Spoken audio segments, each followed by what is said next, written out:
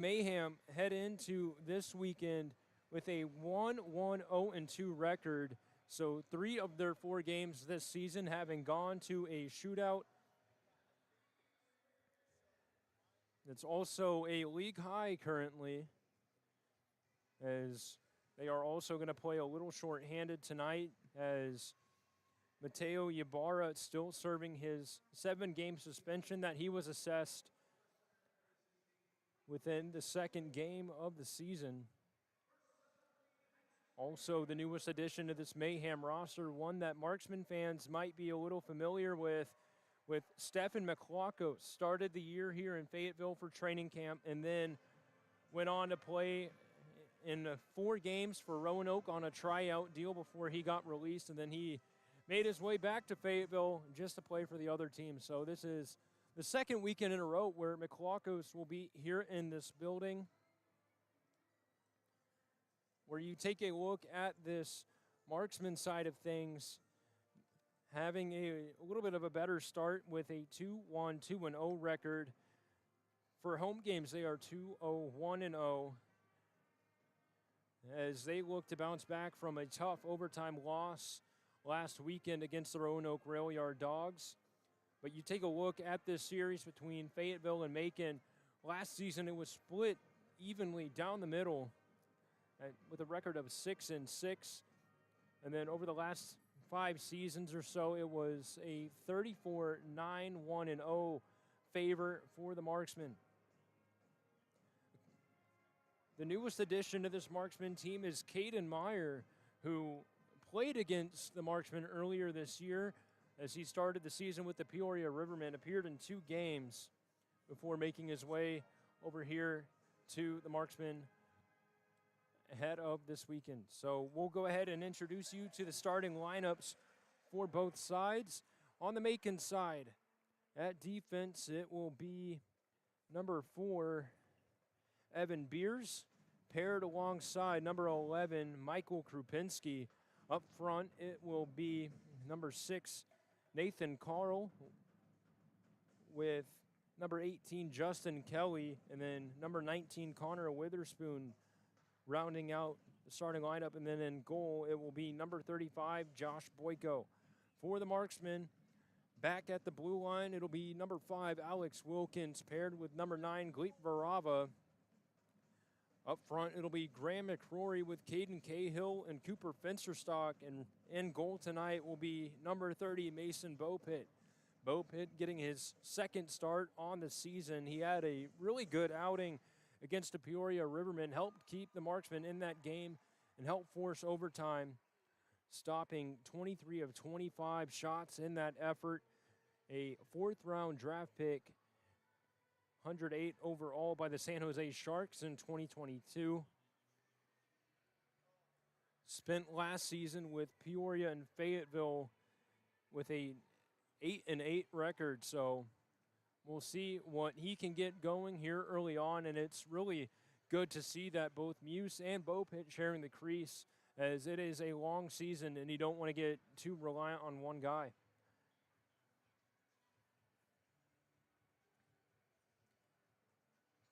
Also, going back to take a look at last weekend in that overtime loss, it was Gleep Varava getting his first goal in the SPHL. And then Chance Gorman continuing his home point streak to 3 games as he picked up a goal and an assist on that as well. We'll go ahead and step aside for a little bit before we get back in and check around what's happening here in the rest of the league.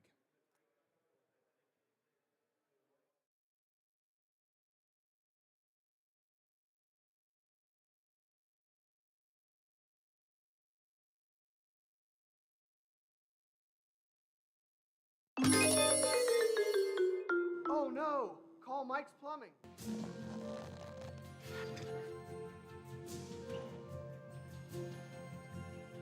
Call the best, flush the reds. Mike's Plumbing is here to save the day. Doing business at Jesuswood. Guys, it's fixed.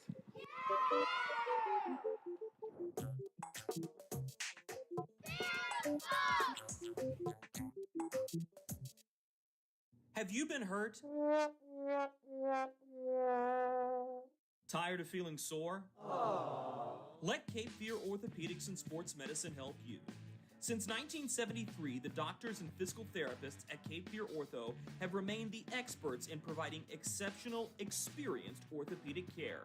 From surgery to physical therapy, we can help get your body back on the right track to make you feel great again. Cape Fear Orthopedics and Sports Medicine, the official orthopedic provider of the Fayetteville Marksmen.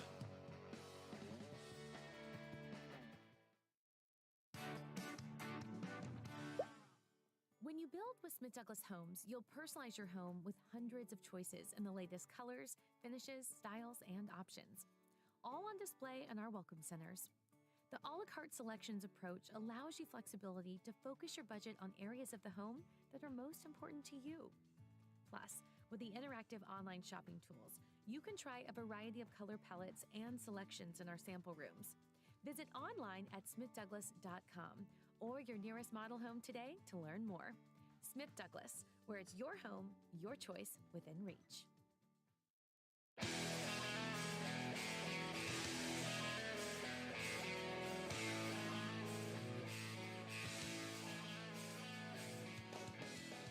Back inside the Crown Coliseum, we are just minutes away from puck drop here on Hockey Fights Cancer Night, presented by the Zara Law Firm. Again, I'm Gabe Daniel, bringing you tonight's call as it is the first meeting of the season between the Fayetteville Marksmen and Marksmen Mayhem. But a lot of other games going on throughout the league as all 10 teams in action. The other game is going on. Puck drop here in about 30 minutes from the Knoxville Civic Coliseum, where the Pensacola Ice Flyers travel on the road as they have a pretty good start to the year. They're 4-1-0, and they look to make that 5. Knoxville starting to turn things around. They dropped their season opener here against the Marksmen back on October 18th as they sit at 3-2-0 on the year. Over in Birmingham at the Pelham Civic Complex, it's the Roanoke Rail Yard Dogs on the road taking on the Bulls. The Bulls still looking for their first one of the season as they sit at 0-3-0-2. And then later tonight over in Evansville, Indiana, the Huntsville Havoc take on the Evansville Thunderbolts. And then rounding out the slate here in the SPHL, it will be the Quad City Storm taking on the Peoria Rivermen. Taking a look at the standings here through the first handful of games. The Huntsville Havoc sit in first place with a 5-1-0 start to the season. The Evansville Thunderbolts sit in second with a 4-2-0 record. In third place, it is the Pensacola Ice Flyers with a 4-1-0 record. The Peoria Rivermen sitting in fourth with a 3-2-0 record. Also with a 3-2-0 record in fifth place is the Knoxville Ice Bears. In sixth, it is the Marksmen with a 2-1-2-0 record. And then the Roanoke Rail Yard Dogs in seventh with a 2-4-0 record. Quad City in eighth with a 2-3-0 record. Macon in ninth with a 1-1-0-2 record. And then Birmingham rounding out the league in 10th place with a 0-3-0-2 record.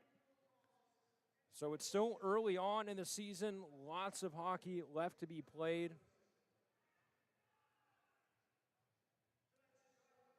But we'll have to see what all shakes down, because again, it is only 8 of those 10 that make the playoffs. So as of right now, the 2 not making the cut would be the Mayhem and the Birmingham Bulls.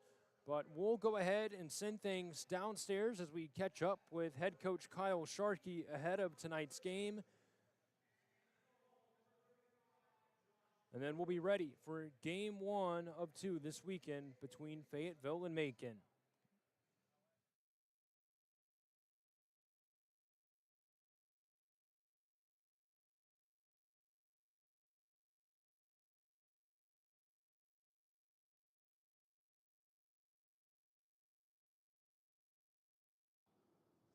Gabe Daniel joined alongside head coach Kyle Sharkey ahead of game 1 of the season between Fayetteville and Macon for Hockey Fights Cancer Night. And coach, just being able to practice and see all the names painted out there on the ice, is this special night mean a little bit more to you?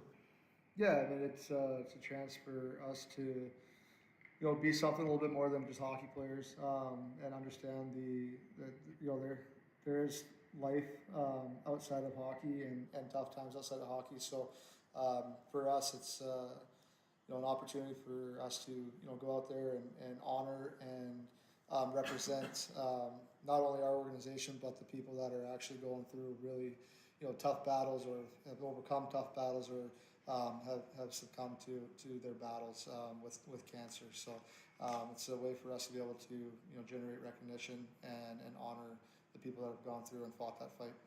And you talk about that honor and recognition. Do you find that maybe playing a little bit of a distraction in a special team night like this? No, I don't think so. I think if anything, you can use it because we're lucky we get to go out and play a sport for a living and coach a sport for a living. So it's not a distraction at all. So I think we're fortunate enough to do what we do as a profession, and it's a way for us to be able to honor and represent people that are going through life-changing battles. And also, kind of with the ice being painted, a little bit more stuff out there aside from the typical advertisements. Do you see that being a little bit of a challenge in terms of just being able to see the puck, and especially for the goalies? I don't think so. I think it's different, but at the end of the day, like, you're so focused in, so locked in and focused on the game. The puck's black, everything out there is purple, so shouldn't be too hard to track the puck. We're able to skate on it 2 times now too, so we should be adjusted to it. And then now that you've had a little bit more time to go over and evaluate last weekend against Roanoke, just what were some of your biggest takeaways from that weekend? Thought we were really good again. 5-on-5, we were really good. Just have to find ways to start generating some scoring. I think we're right there, just a step behind or a step late on seeing a play. It starts with executing on the offensive side of it. I like where we're at defensively. Thought we've defended really well. For the first 5 games of the season we've played. Now we just need to get the offense clicking, and then we'll get the power play going too. We're generating looks again, but at the end of the day, generating looks isn't going to win you hockey games.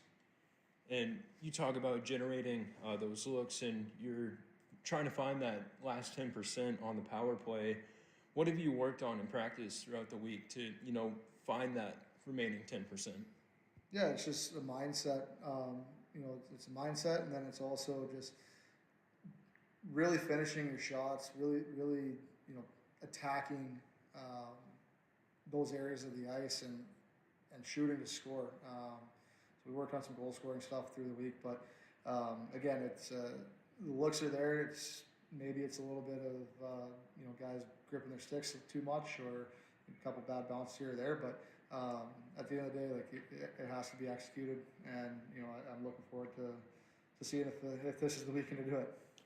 And with the newest addition to the blue line being Caden Meyer, how helpful is it that he already has a couple of games under his belt entering the year, and what are you expecting from him? Yeah, saw him when we played Peoria there 2 weeks ago. He's very poised with the puck, skates really well. Looking forward to seeing what he adds to our blue line, and obviously being able to have a couple games under his belt and get a taste of the league. Looking forward to seeing what he can add for us. And just final question before we wrap things up here, what are going to be the biggest keys to the game to get a win here on Hockey Fights Cancer Night? Work ethic. Macon works extremely hard, and they're heavy, so we have to make sure that our work ethic's higher than theirs and let our skill take over. And obviously the physical side of it, we have to make sure that we dictate it and don't shy away from it. And those are really the keys. And then obviously being extremely detailed in our structure should give us the opportunity to have the puck on our stick. Awesome. Thank you so much for your time, Coach. When we come back, it'll be time for Game 1 of the weekend between Fayetteville and Macon.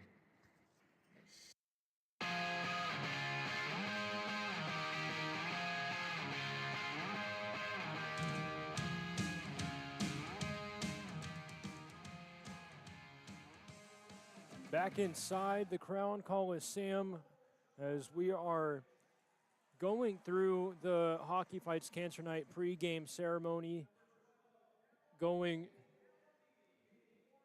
through all of the shining stars who are being honored on the jerseys here tonight. As I'll go ahead and read through those. So number 1, the shining star is Desiree Hagan. That'll be worn by Colby Muse. Wearing number 2 tonight is Papa Bobby. The player accompanying that jersey is Paul Most. Number 3 is Pop, accompanied by John Aonzo. Number 4 is Wooster, being worn by Blake Holmes.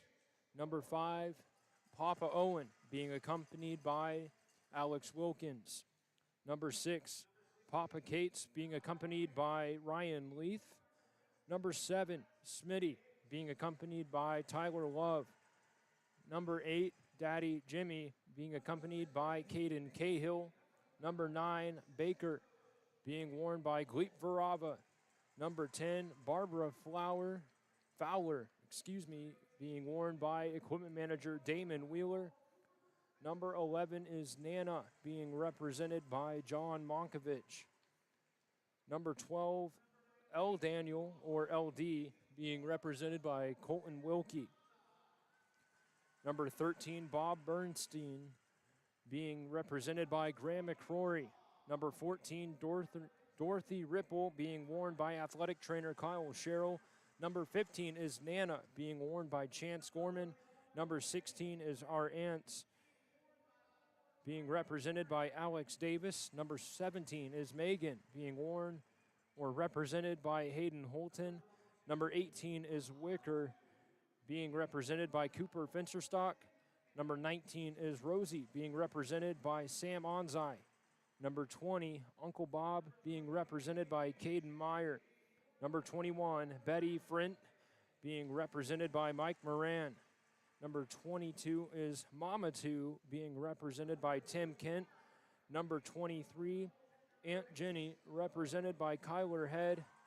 Number 30, Arnett, being represented by Mason Bopit. And number 35 is Frank Barham, being represented by head coach Kyle Sharkey. So a lot of special names on the back of these jerseys being represented by those in their fight.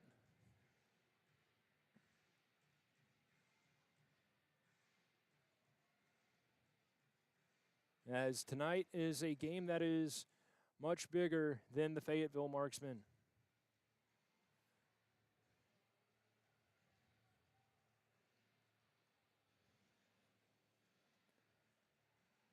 And again, with it being Hockey Fights Cancer Night, I dedicate this broadcast to my late father, Dane Daniel, as we step aside for a moment of silence and then the national anthem following shortly after.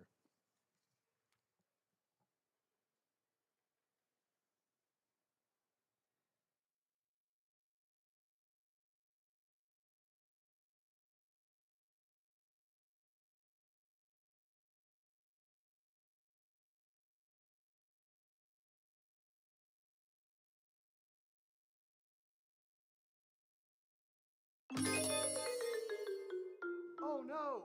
Call Mike's Plumbing.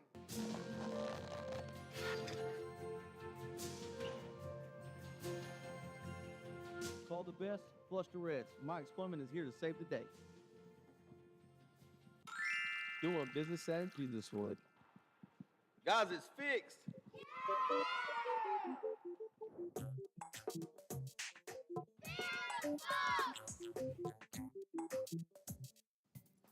The goal of the Fayetteville Area Metropolitan Planning Organization is to develop plans that will provide the safest and most efficient transportation while protecting and enhancing the environment.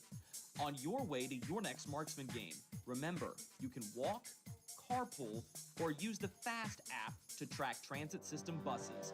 Markey travels green, and you should too, with FAMPO. Dear Samantha, Dear James, I want to say thank you. The hearing loss that I suffered from my time in service was a daily struggle. The VA wasn't providing the help that I needed. I went to nonprofit VSOs for help navigating the VA disability claims process and got nowhere. That is 2 years without VA health insurance or any other benefits I earned from my term in the service. But after my first conversation with Veterans Guardian, I found hope again. The veterans on your team knew exactly how to help, and I would always be thankful. Window World is a local family business that proudly supports our community. We're your neighbors living in the towns you call home. We attend the same schools, local restaurants, and grocery stores. We proudly support our military, first responders, and St. Jude's Children's Hospital. We're local professionals and craftsmen. We're committed to providing training and jobs for the next generation.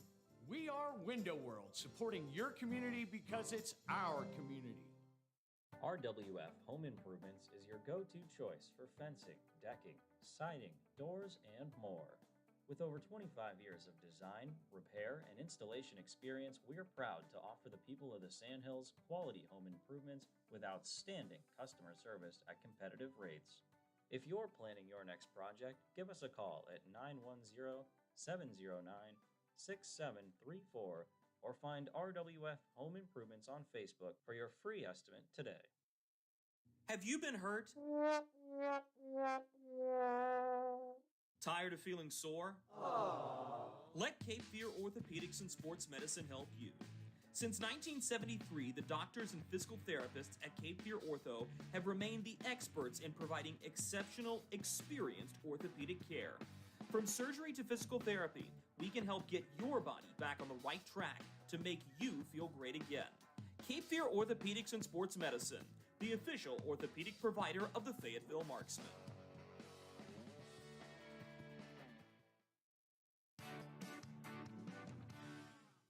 When you build with Smith Douglas Homes, you'll personalize your home with hundreds of choices in the latest colors, finishes, styles, and options, all on display in our welcome centers. The a la carte selections approach allows you flexibility to focus your budget on areas of the home that are most important to you. Plus, with the interactive online shopping tools, you can try a variety of color palettes and selections in our sample rooms. Visit online at smithdouglas.com or your nearest model home today to learn more. Smith Douglas, where it's your home, your choice, within reach. Hey, welcome to the Creative Studio by J. Renee. Come on in, let's check out our 360 photo booth. You know we also do podcasting too. Shh, you're on air. So tell me, what does Fear the Fox really mean? Do you know we also do events here too?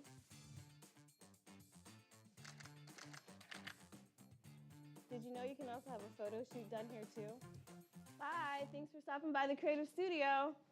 Fear the Fox! Get primed with Prime IV Hydration and Wellness, the official IV drip provider of the Fayetteville Marksmen. Located in Freedom Town Center near California Cafe, Prime IV offers vitamin infusions for energy boost, weight loss, immune support, hangover, and performance recovery. Enjoy private suites with zero-gravity massage chairs at Prime IV, Fayetteville's premier IV spa. Look better, feel better, perform better.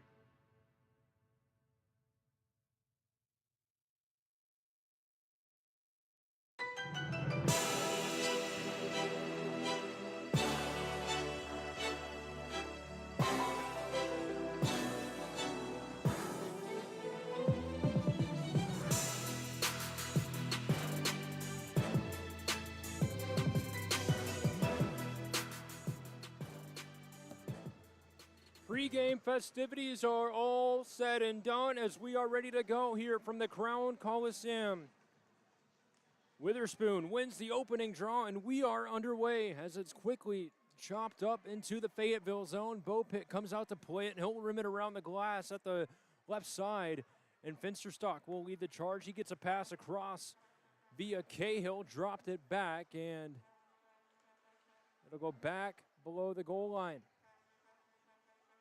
Thrown across to the left side of the ice. It'll be Nathan Carl chopping it out of the zone. Varava working it with his backhand. And here's a battle along the boards. Marksman able to get it into the zone, but it's a D-to-D pass. Before the Mayhem try to bring it up here on the right side. Pressured off of the puck there. As we work back across, a quick one-touch pass intended for head, forced back in to the Fayetteville zone. As both teams trying to figure each other out here, just about a minute in. Macon doing a really good job holding the puck into the zone, but Fayetteville tightening things up defensively, not allowing any shots to find their way on net. As it's worked up top, poked out of the zone here before it'll be thrown back under the goal line. Now a nice backhand play as it's sent over to the left side before Holmes tries to bank that one off the boards, intending it for Kyler Head, but it goes out of reach for an icing here with 18:26 left to go.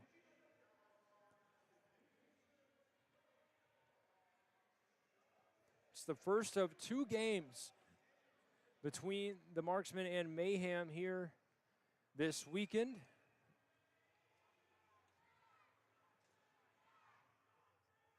Face off to the left of Bo Pitt. Marksman able to win this one back over. Kyler Head along the boards, able to force that one out of the zone. Looked like Tim Kent tried to get a piece of that one, but quickly taken away as here comes Cohen with it, working it down low. As it's going to be forced back the other way, and Boyko comes out of the crease to play it, settling that one for Deneen. Deneen works it over to the left side. The headman pass out of the reach for Thompson. And an icing here, this time on the Mayhem with 17:53 left to go.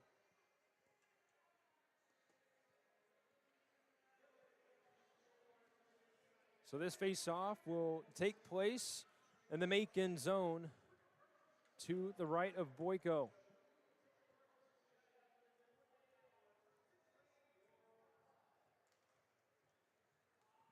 As the Mayhem come out with this one, battle along the corner.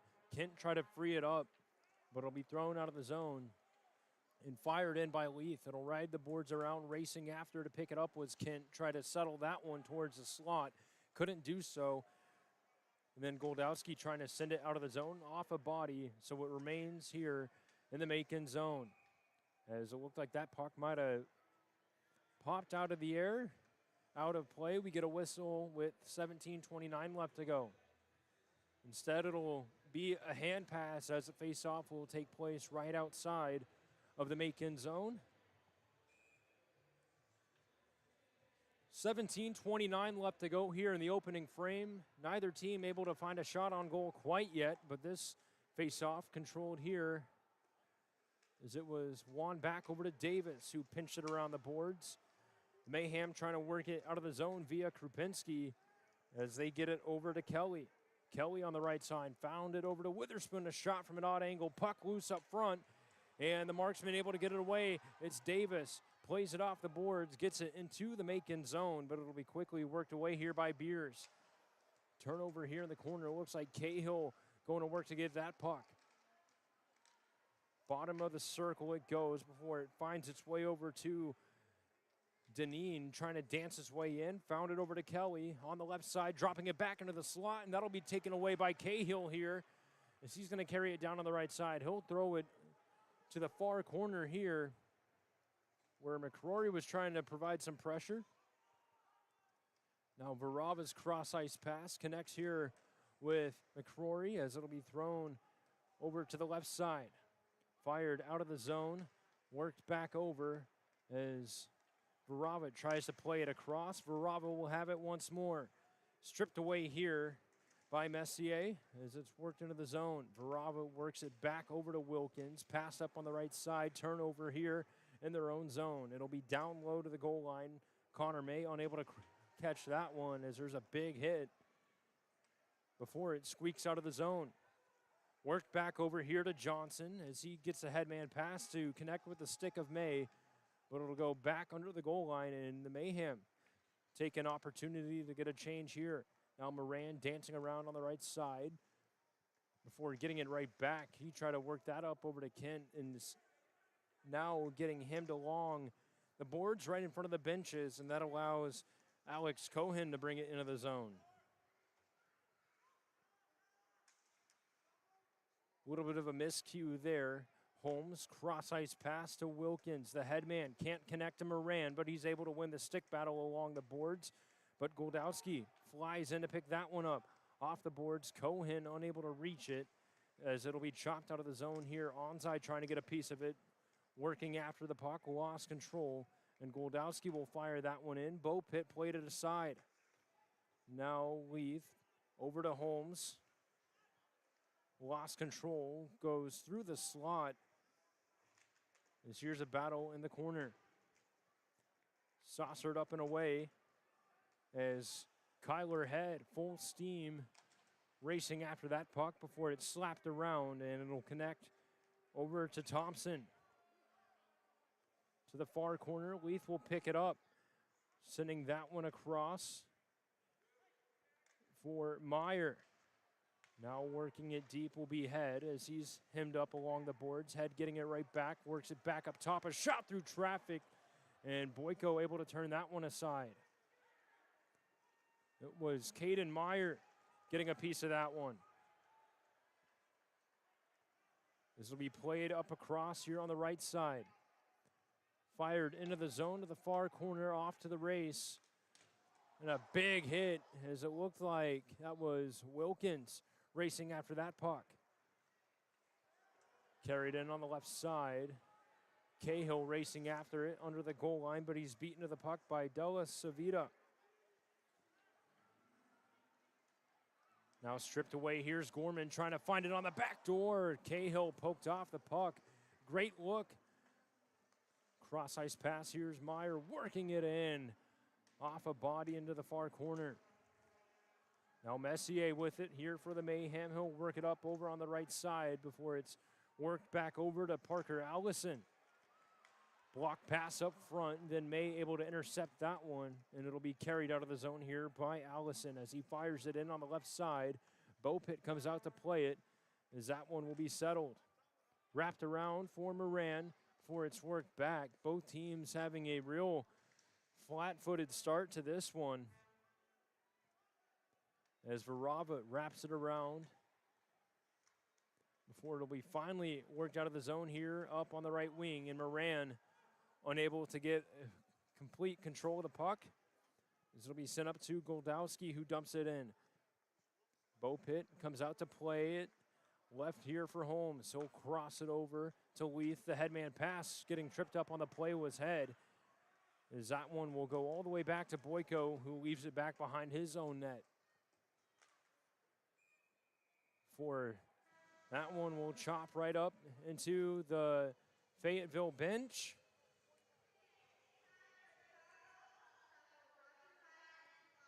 As we get a whistle here with 12:29 left to go. A rather slow start to this one. As we're still tied at 0, but Fayetteville leading the shot column 1-0.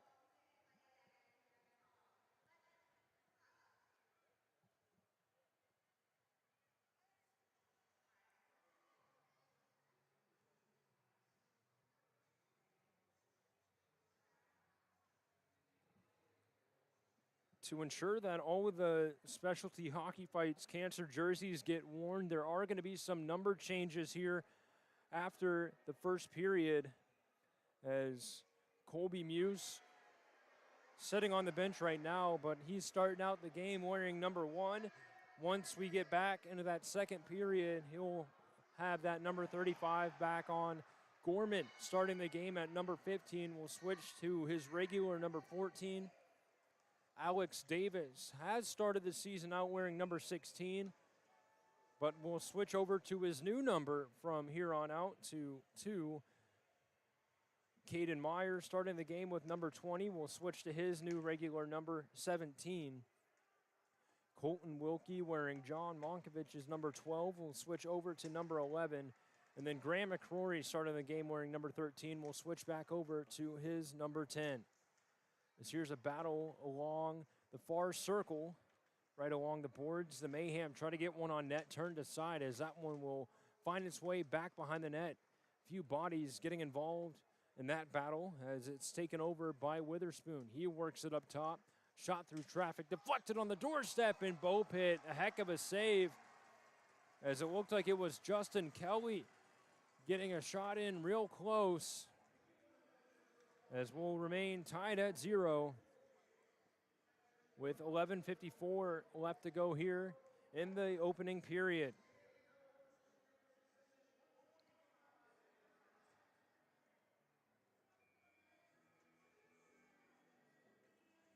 Face-off will take place to the right of Bo Pitt.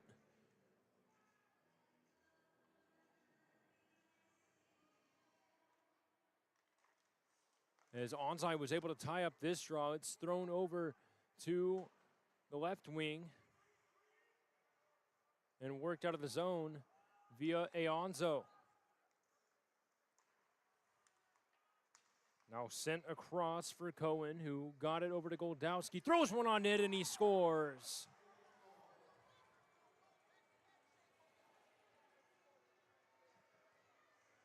So Alex Cohen was able to swing that one across for Jake Goldowski, who makes it 1-0 Mayhem.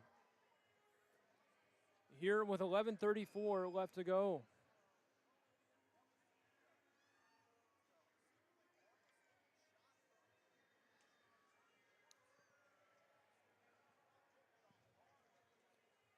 Goldowski's shot came from the near side circle right about the hash marks and caught Bo Pitt off guard. And now the Marksmen really need an answer here.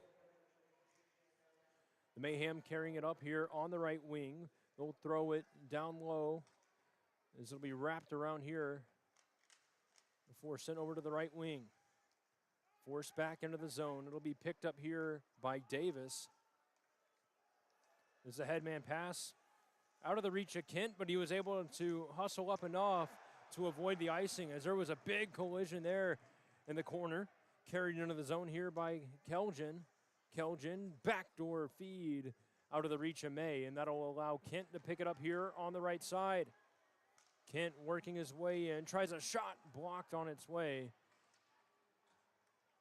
As the battle will reach its way to the corner, Moran passed across, a shot up front, blocked away by Boyko. Kent playing it right down, and Boyko able to poke that one away to force it to the back up top. Here's Wilkins through traffic, hit the stick of McLaugos, and he'll work it out of the zone as it's fired all the way in. And Wilkins will wrap that one around the board of his winger there, as that was McCrory trying to jump ahead and catch it. This headman pass connects over here on the right side, as Cahill a little offside, and we get a whistle here with 10:06 left to go.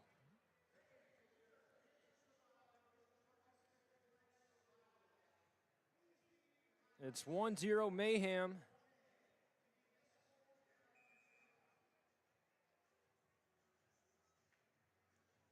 Thanks to the goal from Goldowski that opened up the game. This will be worked into the zone here by Kyler Head, and looked like it might have been blocked on its way in, so Sam Onsai will have to chase after it here in his own zone. Pinched around the boards as Holmes tries to fire that one out of the zone. It'll go off the skate of number 13, rather, I believe that was number 12, Justin Thompson, as number 13, Mateo Ybarra, is still serving a suspension. As it's worked across, Beers headman pass out of the reach of Alex Cohen. Goes far enough for an icing, and the Mayhem not the happiest about that one, but we get a timeout on the ice. We'll take one as well. It's 1-0 Mayhem with just under 9.5 minutes remaining here in the opening frame.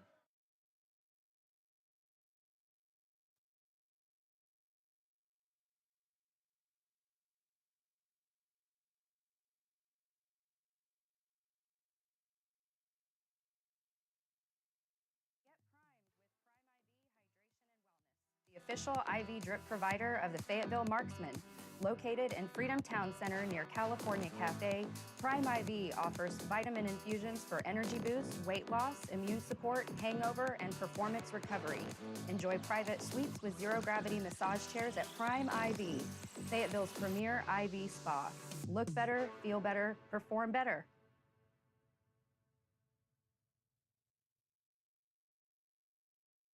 Hey, welcome to the Creative Studio by Jay Renee. Come on in, let's check out our 360 photo booth. You know we also do podcasting too. Shh, you're on air. So tell me, what does Fear the Fox really mean? Do you know we also do events here too?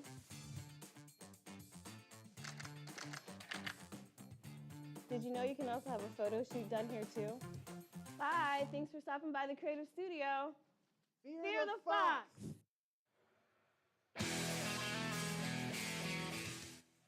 Back here in the Crown Coliseum, it is still 1-0 in favor of the Macon Mayhem as the Marksmen trying to work it here out of their own zone. Gorman and Moran connecting on a pass up front to Moran, a backhand shot, and Boyko able to get over in time to make the save here with 9:10 left to go. A phenomenal chance, but an incredible save by the Macon goaltender.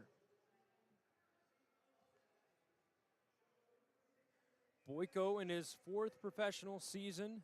He's been back and forth between the SPHL and ECHL.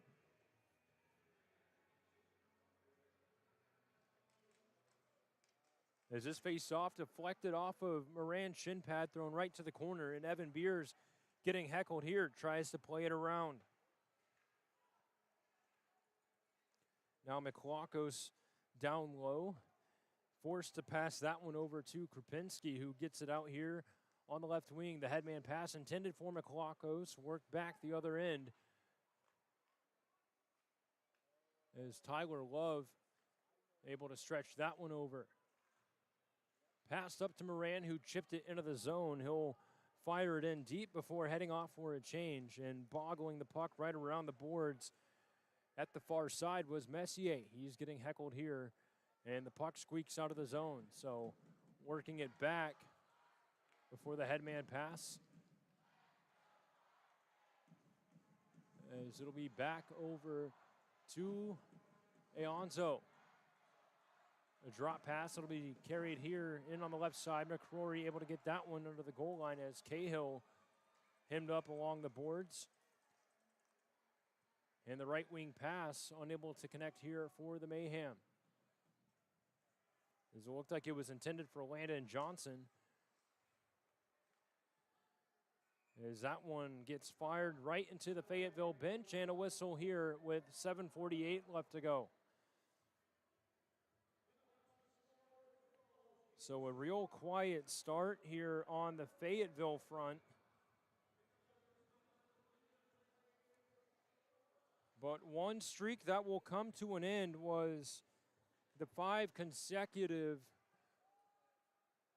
tied at 0 results after the first period of play. As it'll be worked out of their own zone here by the Marksmen. The headman pass out of the reach. And with 7:33 left to go. The face-off to the left of Bopit. As the Marksmen control this one, it's wrapped around the boards for Wilkins, who passes this one up over to Cahill. He was able to drop that one over to McCrory. And on the left wing was Varava, a shot up into the netting and out of play, this time with 7:18 left to go.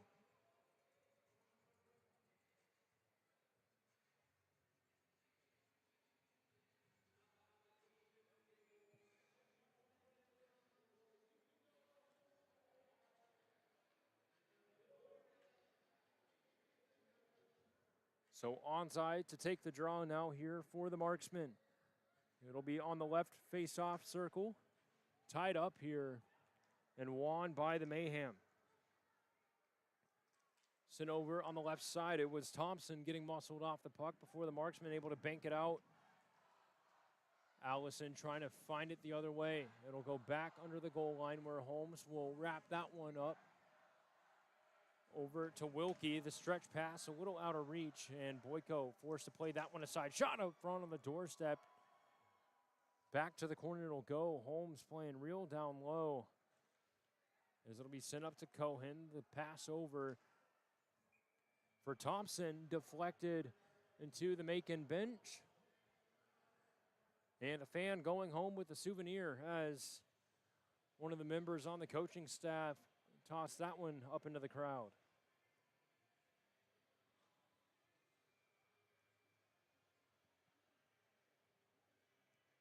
That'll lead to the face-off taking place here at center ice. Is Gorman able to win the draw over to Varava as it's thrown into the Macon zone. Back to play it is Beers. Forced back in here by Wilkins. As he was able to deflect that one, it looked like it was Deneen trying to find it into the zone. This time it'll be fired in by Krupinski. Worked out over to Gorman, who sent it on the right side. The headman pass able to connect with Moran. Muscled off the puck along the boards, and that headman pass will go right to the tape of Davis. He's going to fire that one in along the boards. Boyko comes out to play it as it'll be worked back over to the left side. Going to work, trying to fight that puck loose was McCrory. It found its way over to Moran, who fired it into the zone. But that gets intercepted. Fired in on the left side here by Nathan Carl. Now Davis working it up on the left side. Will drop that one back before it's fired in by Love, as that one unable to find its way on net. Boyko will elect to cover as it took an odd bounce off the boards before going right to him.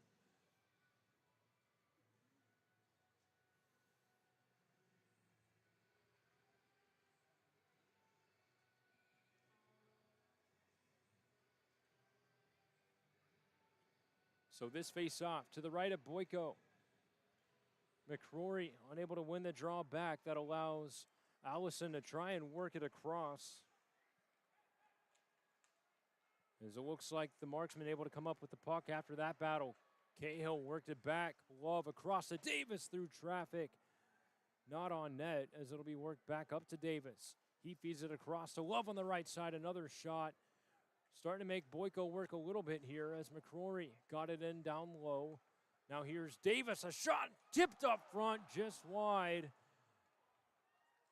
As Boyko able to get across and paddle that one away with the stick. Now Love will walk it around the hash marks, throws it around the boards, and the Marksmen will get a partial change here. As will the Mayhem.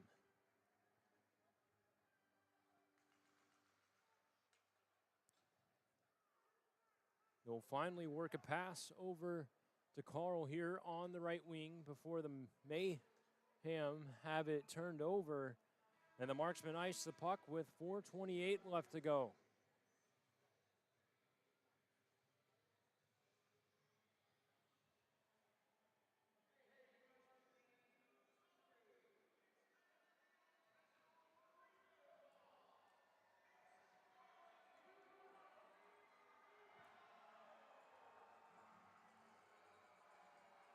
Taking a look at what's going on around the league. Some other games finally underway. The others not starting yet, as it looks like the puck is down over in Knoxville between the Pensacola Ice Flyers and the Knoxville Ice Bears.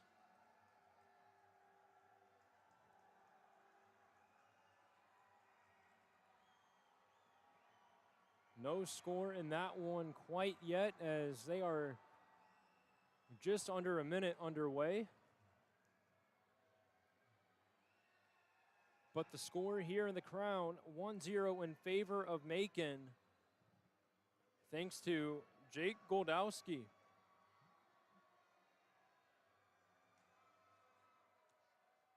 Mayhem win this one back over to Krupinski, as that puck will end up out of play with 4:21 left to go here in the opening frame. So a much slower start for both teams. Although Fayetteville leading the shot department 5-2.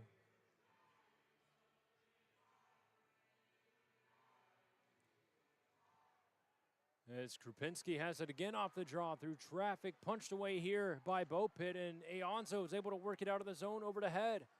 Head able to get that one back to himself before firing it in. Onsai was down low to chase. But the Mayhem will maintain possession. A nice play here by Holmes to try and hold the line. He gets a little bit of help here from Moran. A shot tipped up front, not able to find its way on net, and Leith will jump in to help hold. Puck just squeaks out of the zone here, and Goldowski, the headman pass, connects, but Bo Pitt able to punch that one away. It was Evan Beers getting that shot on net. Now starting to pick up the pace a little bit with speed on the left side is Holmes. He walks it in down low, trying to shot off an odd angle, and Boyko making the save there. He had a pinch right along the post. But either way, he keeps his game at 1-0 in favor of the Mayhem.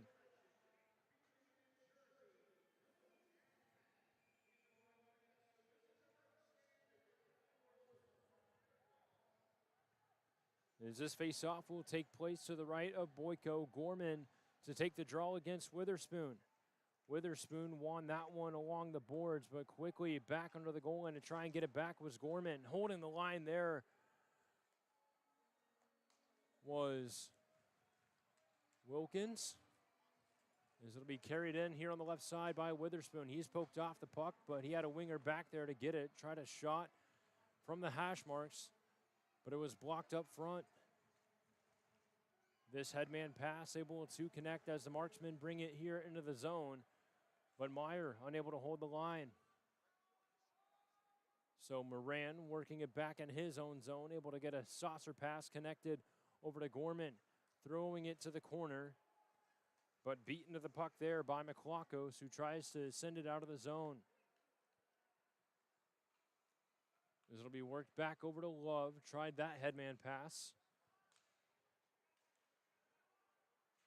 before it's sent over to Varava, who banked it off the glass, able to get it down low.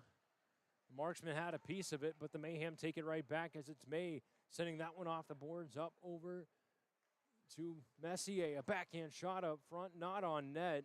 That was Keljan with a good look. Now McCrory plays that one around to Varava.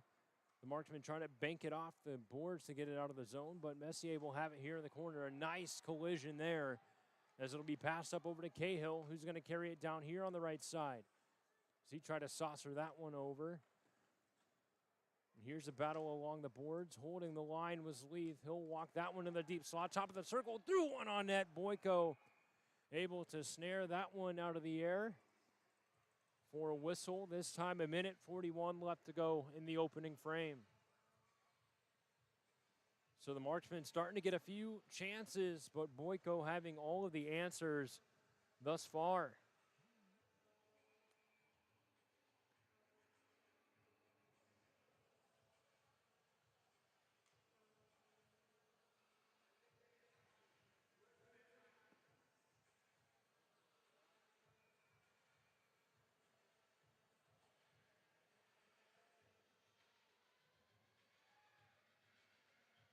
Onzai won the draw back, but the Mayhem quick to pounce on the puck as they worked it out of the zone. As it'll be passed across here. It was a shot on net, turned aside, and then on the net front battle, Goldowski able to knock a man down and help it evade the zone. Holmes will pass that one across over to Head as that was tipped into the zone here. Worked across for Allison, trying to bank it out of the zone. Holmes holding the line. He's going to walk it in, top of the circle. Has a nice screen in front of him as he curls around the net. To the deep slot, it's Leith with it. Thought about shooting it. Throws one through traffic, a bouncing puck thrown to the corner. Onside was ready to go to work for the rebound. But it'll be worked up here by Cohen. He threw it on net. Bo Pitt played that one aside. Moran trying to poke that one up and away. As it's fired out of the zone, the Mayhem bring it right back in. As there was a shot from an odd angle, that time by Justin Kelly. Chopped out of the zone here by Holmes. Kent able to jump ahead of the play and catch it. Try to feed across for Moran, but that gets broken up. And now Witherspoon has it here from his own zone. He'll curl around the goal line before getting a headman pass about the right side. Connects to Justin Kelly, who will bring it in on the left. Kelly swinging over to Witherspoon, a shot. Save made by Bo Pitt, puck still loose, and the Marksmen able to get it away. Back under the goal line, Bo Pitt played it across, and here's a long drive. That will close us out for the first period. The Mayhem lead this one 1-0 after 20 minutes of play. We'll step aside, but pay attention on the screen. You'll see the survivor's lap taking place momentarily.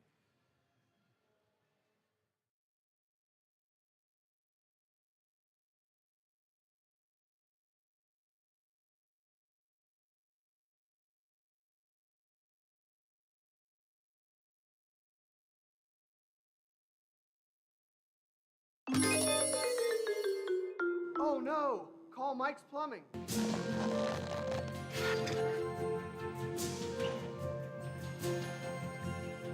Call the best, flush the reds. Mike's Plumbing is here to save the day. Doing business at Jesuswood. Guys, it's fixed.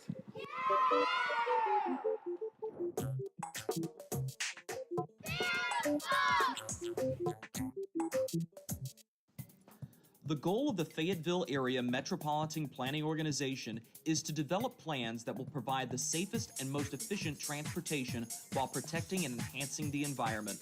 On your way to your next Marksman game, remember, you can walk, carpool, or use the FAST app to track transit system buses. Markey travels green, and you should too, with FAMPO. Dear Samantha, Dear James, I want to say thank you. The hearing loss that I suffered from my time in service was a daily struggle. The VA wasn't providing the help that I needed. I went to nonprofit VSOs for help navigating the VA disability claims process and got nowhere. That is 2 years without VA health insurance or any other benefits I earned from my term in the service. But after my first conversation with Veterans Guardian, I found hope again. The veterans on your team knew exactly how to help, and I would always be thankful. Window World is a local family business that proudly supports our community. We're your neighbors living in the towns you call home. We attend the same schools, local restaurants, and grocery stores.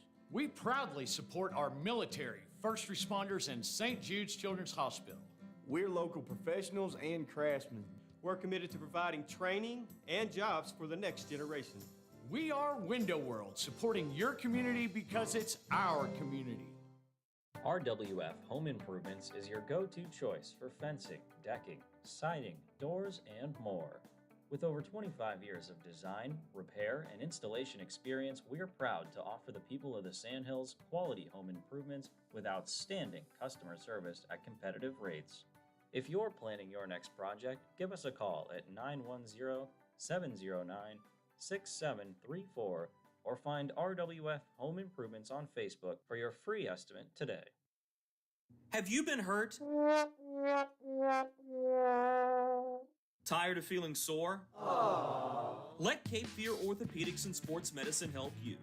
Since 1973, the doctors and physical therapists at Cape Fear Ortho have remained the experts in providing exceptional, experienced orthopedic care. From surgery to physical therapy, we can help get your body back on the right track to make you feel great again. Cape Fear Orthopedics and Sports Medicine, the official orthopedic provider of the Fayetteville Marksmen.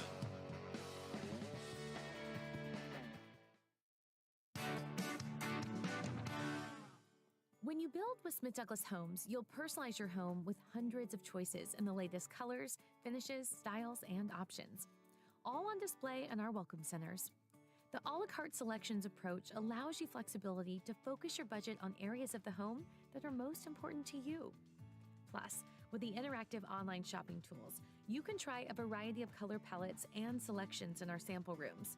Visit online at smithdouglas.com or your nearest model home today to learn more. Smith Douglas, where it's your home, your choice within reach. Get primed with Prime IV Hydration and Wellness, the official IV drip provider of the Fayetteville Marksmen. Located in Freedom Town Center near California Cafe, Prime IV offers vitamin infusions for energy boost, weight loss, immune support, hangover, and performance recovery. Enjoy private suites with zero-gravity massage chairs at Prime IV, Fayetteville's premier IV spa. Look better, feel better, perform better.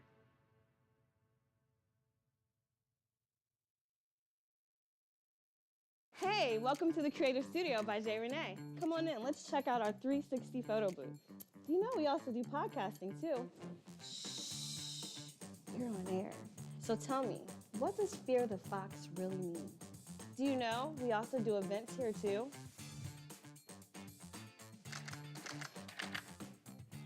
Did you know you can also have a photo shoot done here too? Bye, thanks for stopping by the Creative Studio. Fear the Fox!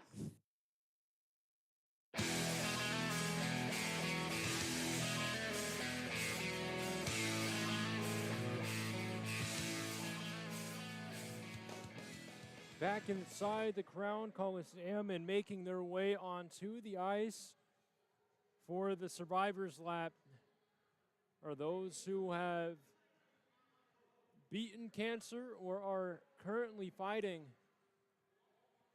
as it has certainly been a special night here throughout the arena. You see all of the names painted out there on the ice, the jerseys with the numbers that are just a little hard to read.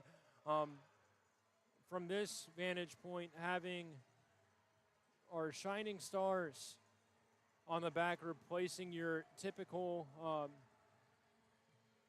player nameplates.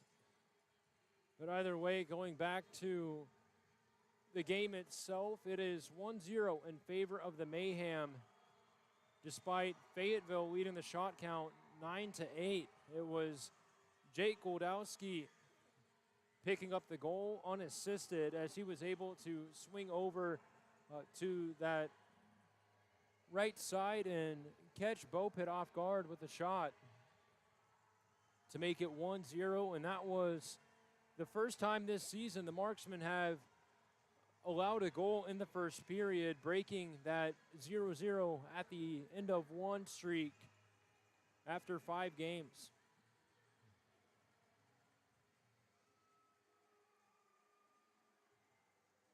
The majority of the shots for the Marksmen coming from number 6, Ryan Leith, Alex Davis having 2, and then Blake Holmes having 1.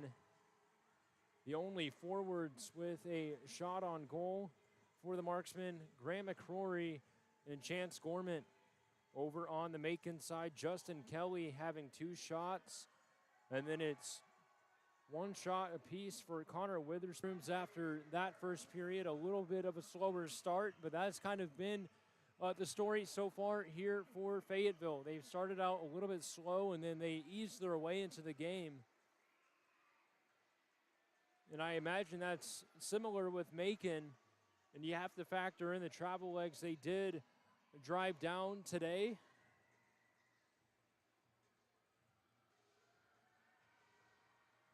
So that bus ride, not the most fun one in the world, but that is just the beauty of how things go in this league. Taking a look at the rest of the slate over in the Knoxville Civic Coliseum, it is the Ice Flyers with a 1-0 lead over the Knoxville Ice Bears.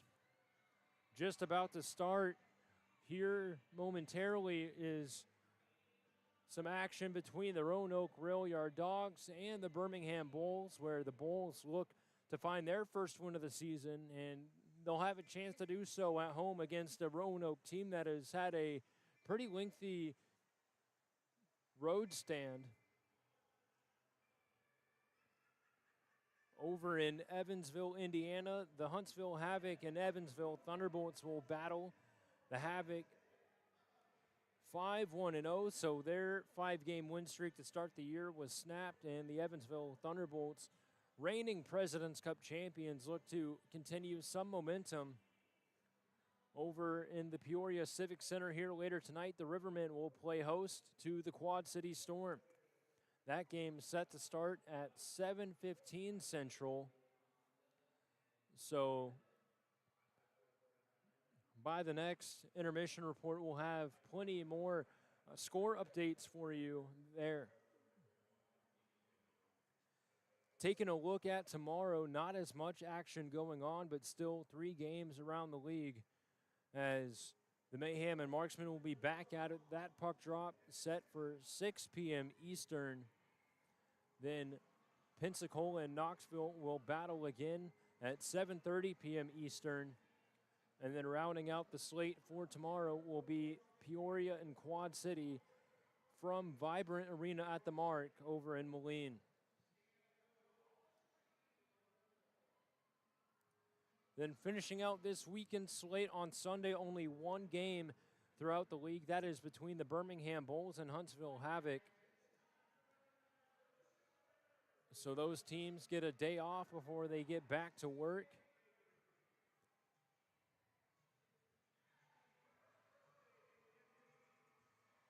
As we'll go ahead and step aside one more time before we bring you second period action here from the Crown Coliseum.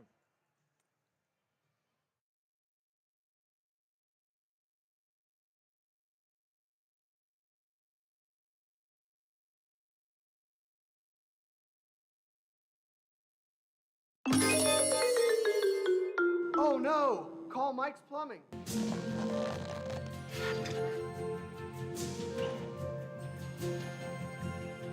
Call the best, flush the reds. Mike's Plumbing is here to save the day. Doing business at Jesuswood. Guys, it's fixed.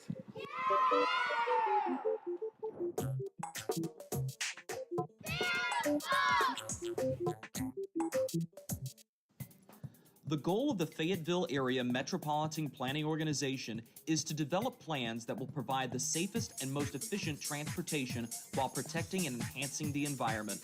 On your way to your next Marksman game, remember, you can walk, carpool, or use the FAST app to track transit system buses.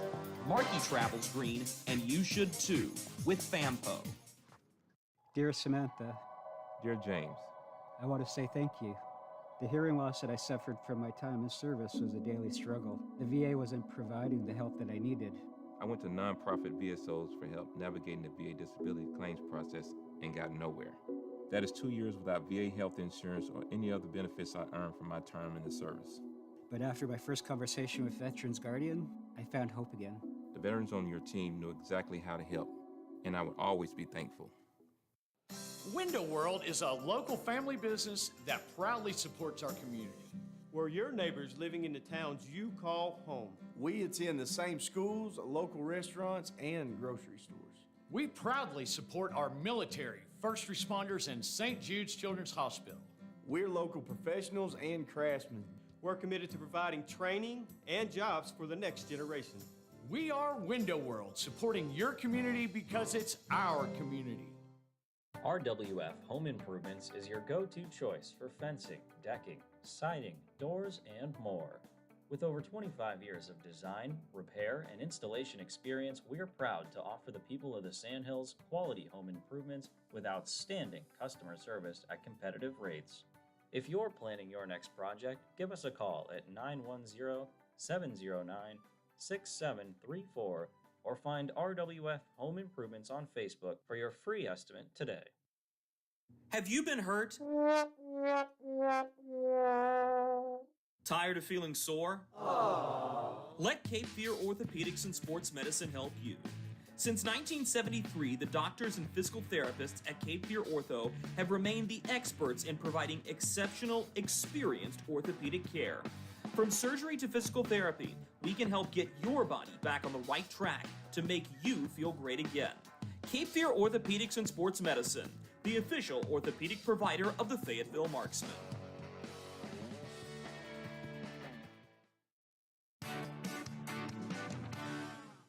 When you build with Smith Douglas Homes, you'll personalize your home with hundreds of choices in the latest colors, finishes, styles, and options. All on display in our welcome centers. The a la carte selections approach allows you flexibility to focus your budget on areas of the home that are most important to you. Plus, with the interactive online shopping tools, you can try a variety of color palettes and selections in our sample rooms. Visit online at smithdouglas.com or your nearest model home today to learn more. Smith Douglas, where it's your home, your choice within reach. Get primed with Prime IV Hydration and Wellness, the official IV drip provider of the Fayetteville Marksmen. Located in Freedom Town Center near California Cafe, Prime IV offers vitamin infusions for energy boost, weight loss, immune support, hangover, and performance recovery. Enjoy private suites with zero-gravity massage chairs at Prime IV, Fayetteville's premier IV spa. Look better, feel better, perform better.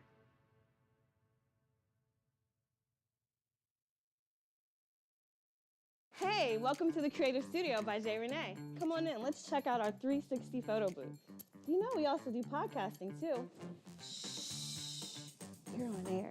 So tell me, what does Fear the Fox really mean? Do you know we also do events here too?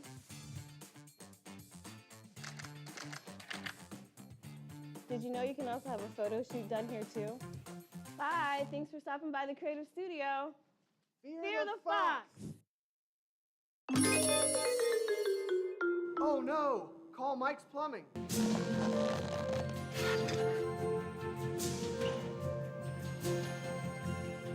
Call the best, flush the reds. Mike's Plumbing is here to save the day.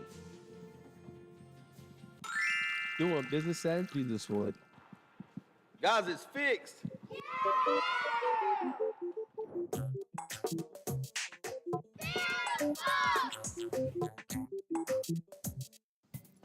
The goal of the Fayetteville Area Metropolitan Planning Organization is to develop plans that will provide the safest and most efficient transportation while protecting and enhancing the environment.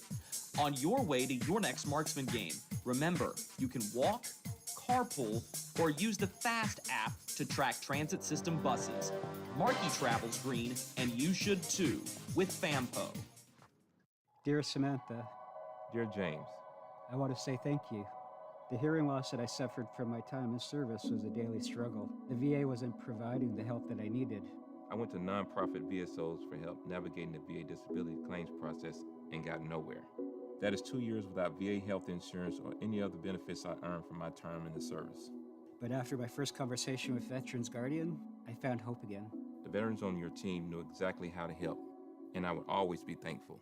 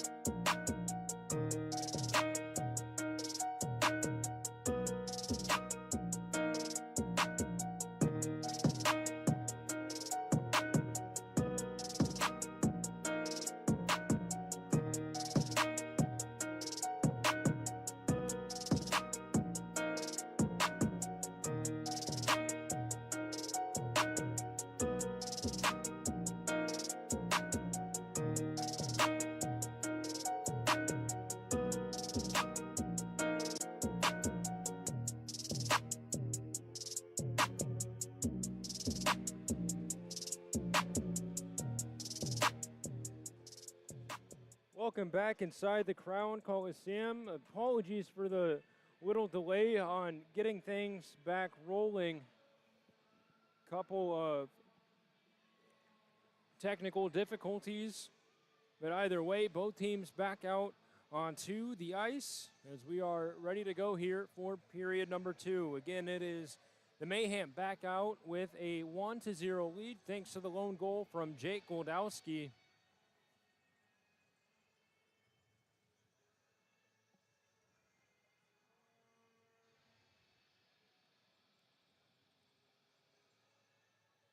As the jersey number changes are back into effect, so everyone back to their usual numbers.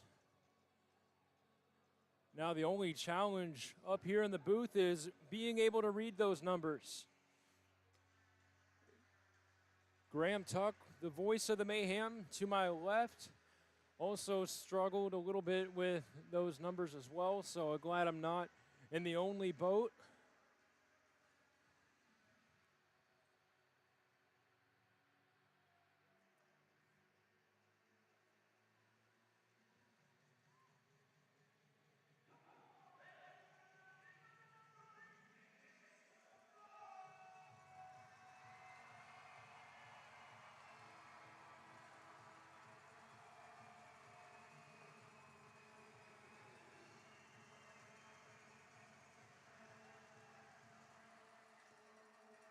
As the puck is dropped, we are underway. The Marksmen originally won it, but as they try to chip that one into the boards, the Mayhem quickly work it right back out as there's Alex Davis winding up trying to find that one here into the zone. Rather, that was Varava who tried to fire it in, and Mayhem iced the puck here just 21 seconds in.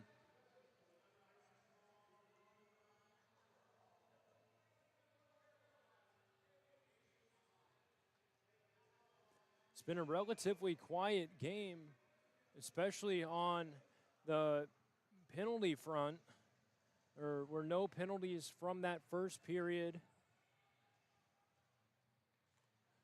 As this draw controlled here by the Mayhem, they win that one back down low as they work it out of the zone and get it up over to Carl with a burst of speed. The former Ice Bear saucered it to himself, got a shot on net, but Bo Pitt kicked it aside.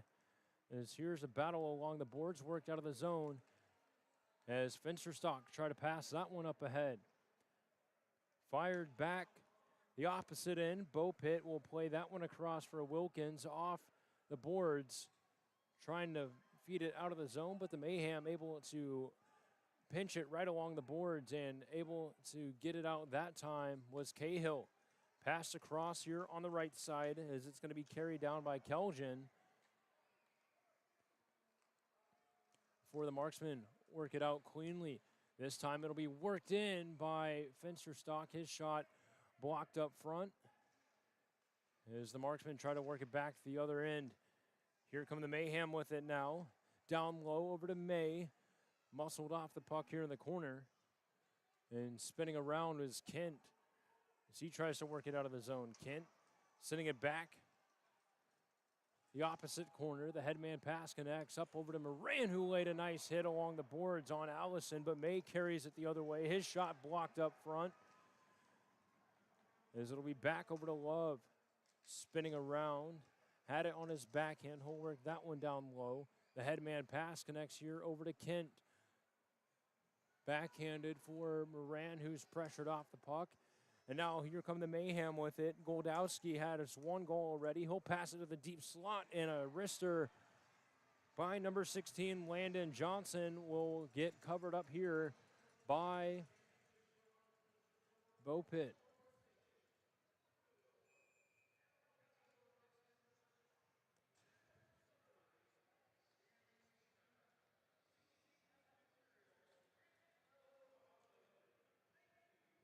So this face-off will take place to the left of Bo Pitt. The Marksman able to win it back, but holding the line right along the boards was Cohen. Marksman work it out here. Instead of passing it over the head, they'll bank it off the boards down low. Kyler Head with a burst of speed, able to free that puck up. He tried to play it around the boards for Leaf, but the Mayhem will work it out via Goldowski. Goldowski will play that one around the boards down low. Holmes tried to slap it around for Head. He was able to pinch his body along the boards to fight it out. But it'll be worked back over to Deneen, who banked it into the zone for the Marksmen. Try to work it back. Kyler Head a workhorse for that, but a penalty coming up. And it looks like it'll be on the marksman, number 3, John Aonzo, heading off for high sticking. So a Mayhem power play that is 21.4% on the season so far will get their first opportunity here tonight.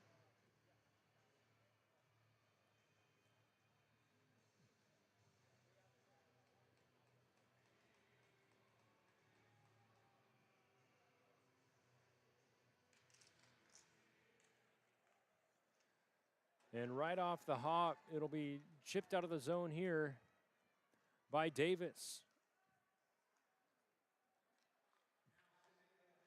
Now here come the Mayhem with it. They'll cut through center. Swinging over to the right side was Kelly before he was pressured off the puck. They'll work it over here in the slot.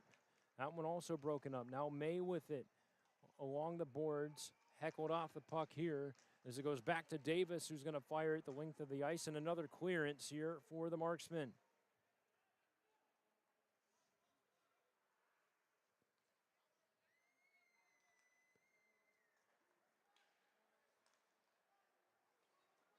As it'll be played around here by Holmes, unable to get it out of the zone. But now here comes a shorthanded rush for the marksman. Moran with it here on the right side, worked it down low, and then right about the goal line, he's going to get double teamed off the puck. And it'll be Deneen trying to pick it up. Instead, he'll leave it for Cohen.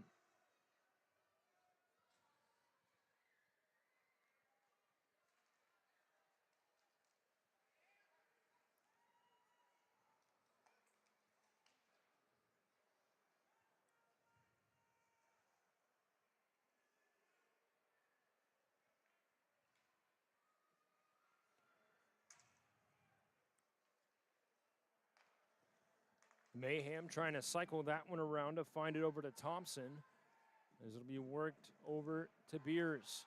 Back up top as they try to find it down low to Beers again before the marksman able to take it back and fight it out of the zone. Not cleared all the way, but stripped off the puck. Moran shoots it off the crossbar, as that had everyone here in the arena fooled that it went in.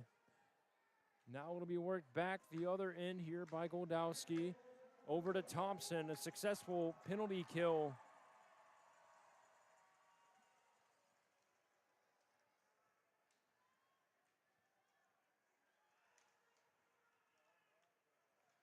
Now the marksman work it across over to Kent, dancing around in the deep slot, lost control of the puck, but quick to the race to hold the line was Holmes. So it'll be forced back the other end. Kent, a nice battle along the boards before the Mayhem get it out. It'll be back over to Gorman, who will throw it in. Boyko comes out to settle that puck down. Dallas Avita leading the breakout here as it's a crossover to May on the left side. Fired in on net, and Bopit will hang on for the whistle with 14:25 left to go.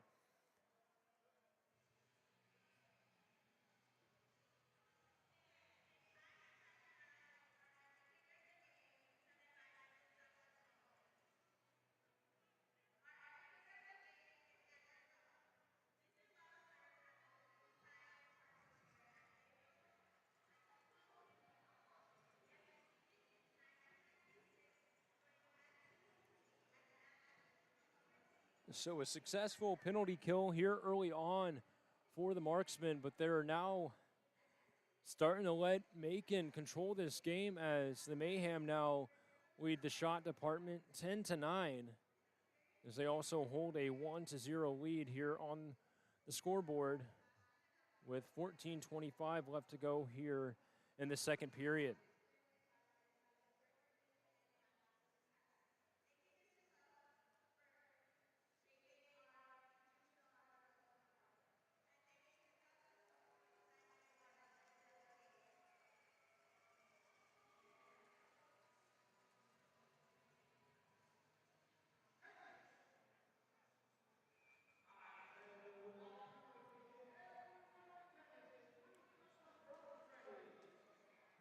So off the draw, the marksman clear it, but not out as it was held in at the line.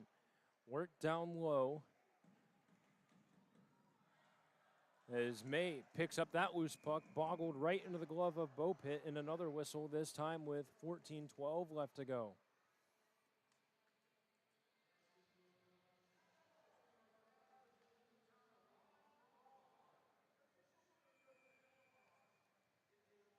So the Mayhem really starting to generate a lot of chances,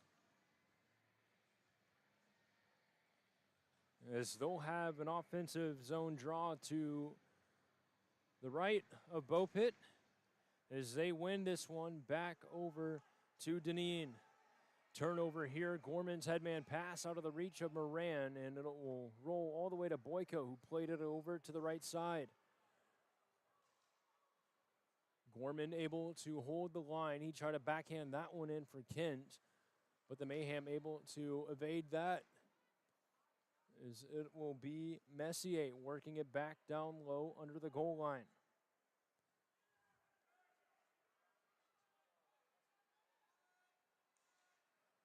As that headman pass intended for McClocko sent back the other end. As the Marksman headman pass intended for Gorman goes back under the goal line. Gorman got there first as they try to play it around for Kent, who is digging for it down under the goal line, tripped up on the play. Kent able to work it up top. Thinking about shooting it was Holmes, but instead he'll pass it over to Davis, who worked it back down low to Kent. Davis at the left point, passing it across. That one will be pinched around. Now the Mayhem able to break it out of the zone here. It was number 16, Landon Johnson, racing after that one. The Marksman headman pass intended for Kyler Head ends up going back behind him, and Onzai will pass that one back. The headman pass connects here with Head, as he'll have to head under the goal line with that. Now in the corner battling for the loose puck. A lot of board battles here.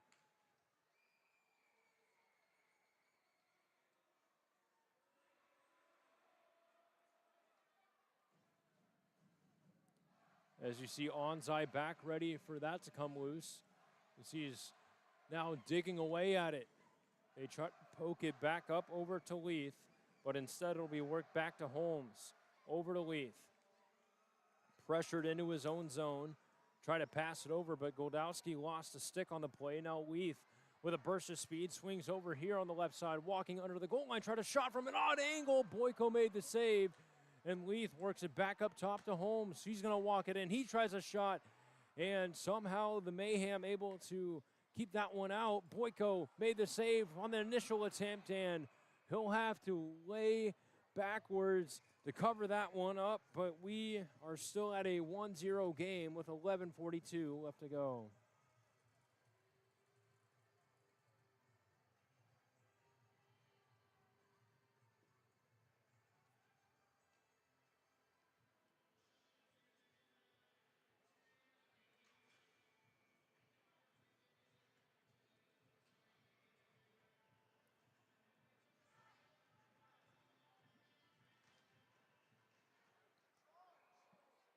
And another chance right off the draw.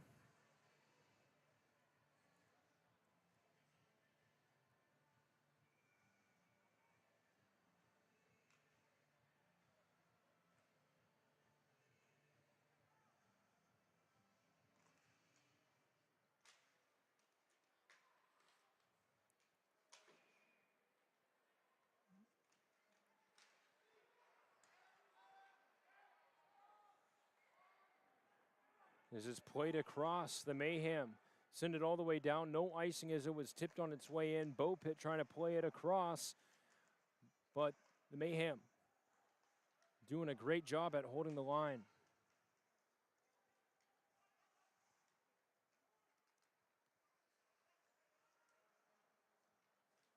Now the battle below knocks the puck loose. It was a great job there by Wilkins, as he was able to get a defensive stick in on that play. Off the rebound, a shot took an odd bounce off a body, and the Marksman nearly got it out of the zone, but Nathan Carl able to help hold it in before it's finally worked out of the zone here. Now here come the Marksmen with it on the left side, walking it towards the net. A shot right up front. Boyko, another incredible save as it's cleared but not out. Held in here by Love. A shot right to the glove of Boyko and a whistle. So 10:28 left to go. Shots are now tied at 11 apiece.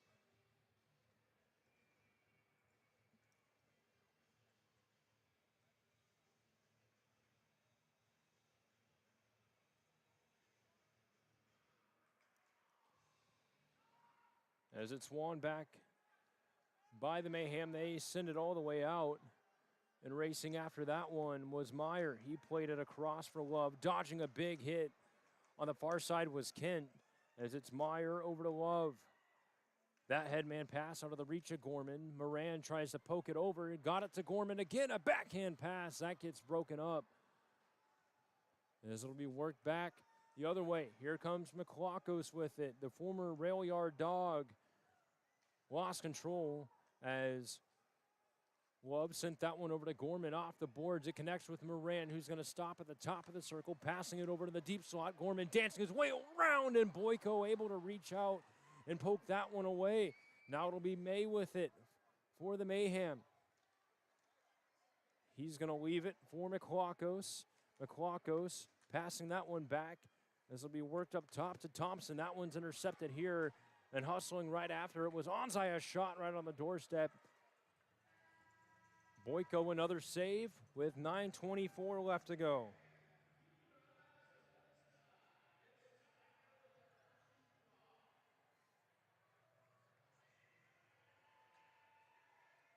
That will send us to immediate timeout. We'll take one as well.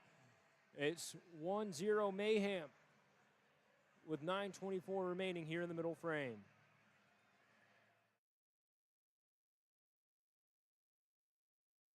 Dear Samantha, Dear James, I want to say thank you. The hearing loss that I suffered from my time in service was a daily struggle. The VA wasn't providing the help that I needed.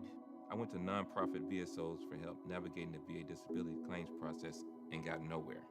That is 2 years without VA health insurance or any other benefits I earned from my term in the service. But after my first conversation with Veterans Guardian, I found hope again.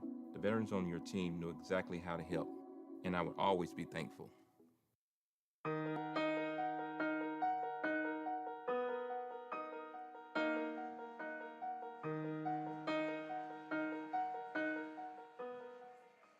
Back inside the Crown Coliseum, it is 1-0 Mayhem with just a little under half the period remaining. Off the face-off, tied up, but it looks like the Mayhem had a piece of it as they wrapped that one around the boards. Couldn't quite get it out as Leith was able to hustle over and pinch his body along the boards to hold the line. A nice hit by Aonzo down low, frees up that puck. Worked across. Here's Leith through traffic, tipped up front, net front scramble, digging away at it, and Boyko able to hold the line there, and a crowd gathering on the doorstep.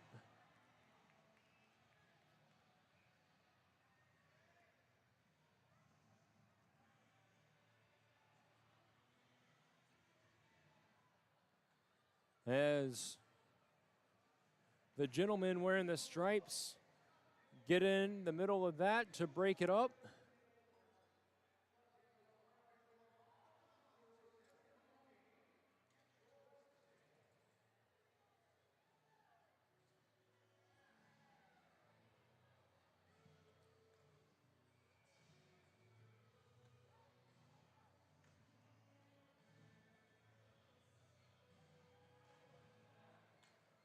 As this face-off, won back over to Varava. Try to play it up to Cahill on the left wing, but the Mayhem intercept. It's crossed over to the right side. A nice breakup by Varava.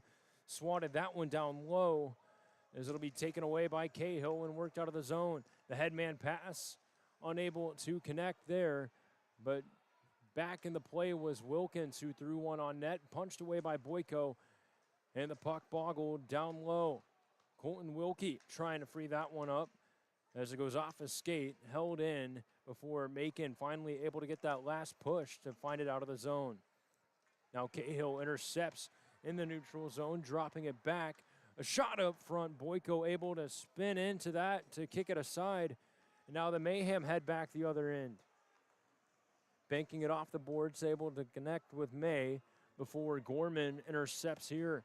Tries to pass it back to himself, racing after it here along the top of the hash marks, top of the circle. A shot by Love as he tried a shot from an odd angle. Moran now getting it down low. Love up front, knocked down as he took the shot.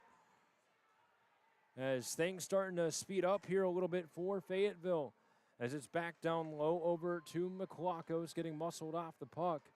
Rather, that was Johnson, but held in at the line by Davis. Worked it down to the slot for Moran before it's poked out of the zone.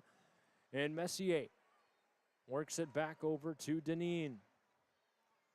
Gloved out of the air here by Davis. The headman pass able to connect with Moran, who fought it into the zone. Moran still with it, backhanding it to the back door out of the reach for Kent, so he has to chase after it a little bit. Love with the shot through traffic, trying to find Moran on the deflection, couldn't connect. Now Kent back to Love through traffic right to the chest of Boyko, and he hangs on for another whistle. So Fayetteville starting to pile on those shots. Just can't seem to figure out how to get it past Boyko, as it's still 1-0 with 7:08 left to go.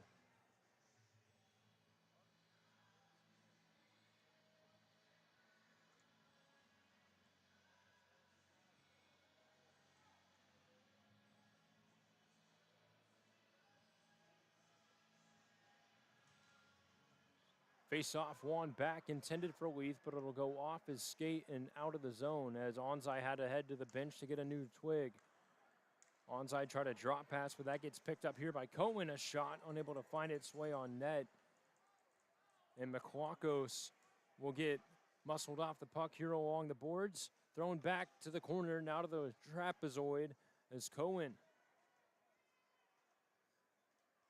has it at his feet. Onzai and Leith trying to free it up for the Marksmen, but Cohen comes out of that battle with the puck, spinning around at the circle and able to cover that one up was Bo Pitt with 6:32 left to go.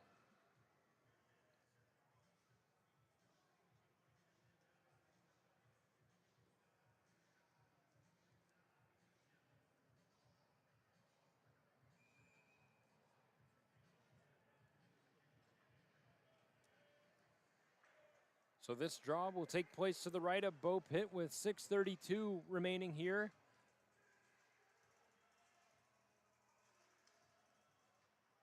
As McCrory won this one back, the Mayhem able to intercept the outlet pass, and it'll be worked down low via Carl. As he connected here with Kelly. Kelly on the doorstep trying to feed it home. But another save by Bo Pitt as he is certainly starting to have his work cut out for him here in the middle frame. Shots are 17-14 in favor of Fayetteville, but Macon still hanging on to that 1-0 lead thanks to Goldowski.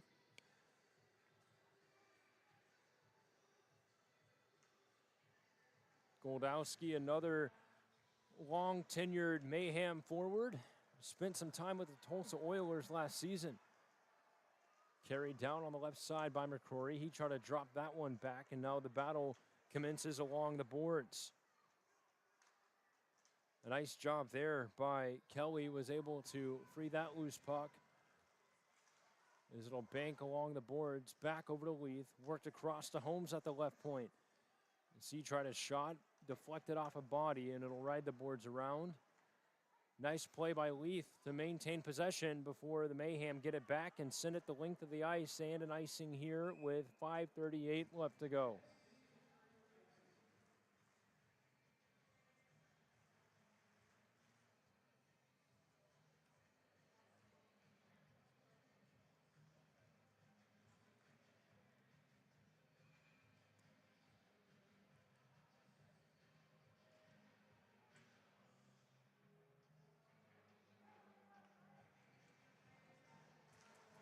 So this face-off will take place to the left of Boyko.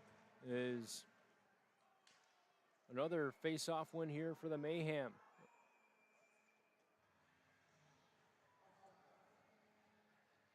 as the Marksmen were offsides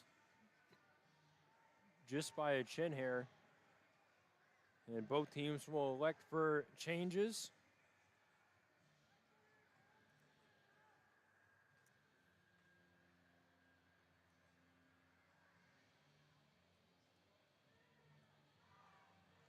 So with 5:31 left to go, that face-off will have to be tried again. The only difference is 1 second was taken off the clock.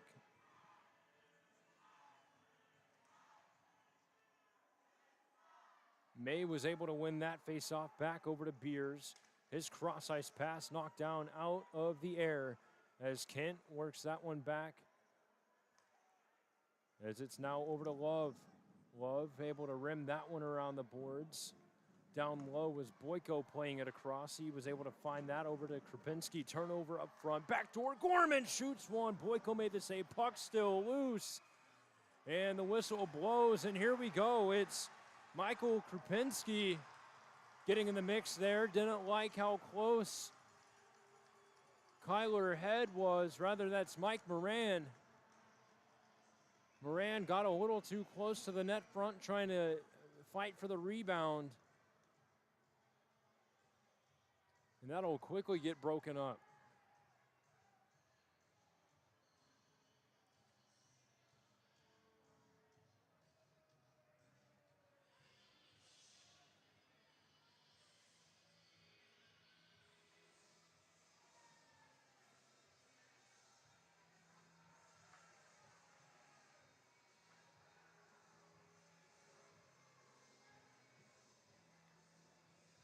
So the Marksmen will elect for a line change here.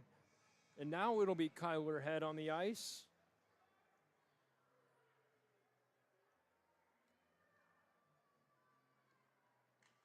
As tied up off the draw, Onsai was able to feed that one over to Head, but he tried to play it around the boards, and taking that one away was Thompson.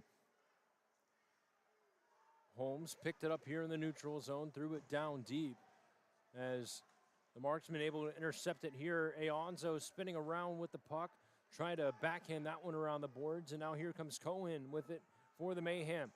As he was able to chip that one into the zone, it goes to the far corner. Krupinski able to get that one away. Now worked out of the zone by Holmes. Got it out, but the Mayhem get possession right again. And they'll fire it in for a change of their own, at least partial. So from behind his own goal line, Brian Leith will skate it up. He swings over to the right side. Right about center ice, he chops it into the zone. Boyko will come out to settle that one as it's left for Allison. Instead, we get a whistle here, and it looks like a Fayetteville power play coming up as a tripping penalty is assessed.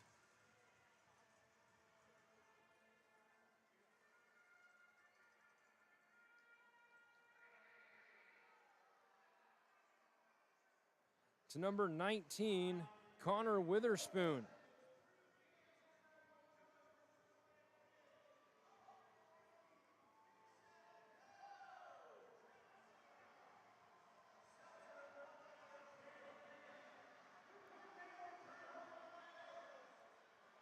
So the Fayetteville power play that has not found an answer yet so far this season will have a chance to tie the game here, and it's a real important one at that, as they trail by one with under 5 minutes left to go here in the second period. Looking at the Macon penalty kill, they are at 75% so far on the season.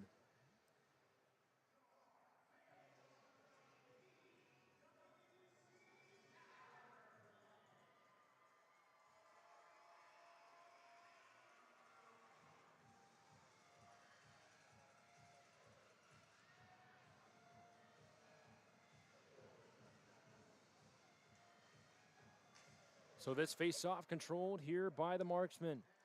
They'll send it over to the hash marks before working it back up top to Leith. Now over to Kent on the left side. Kent working it down to the bottom of the circle. Leith fakes it, passing it down low. Doorstep, puck still loose, and Kent able to pick up that rebound. The Marksmen cycling the puck around here in the make-in zone. Back to Leith. A one-time blast for Wilkie. That sails high, and it'll ride the glass all the way back into the Marksman zone. Tipped up over to Wilkie, who's going to carry it over on the left side. The headman pass. Couldn't quite connect with Kent, but it'll be worked to Leith. Back to Leith, now in the deep slot. Found it over to Kent, working it low. Backdoor feed gets broken up, but the Marksmen maintain possession. Wilkie across to Kent. Kent back over to Moran. Moran waiting. Back top. One-time blast. They score! The first power play goal of the season.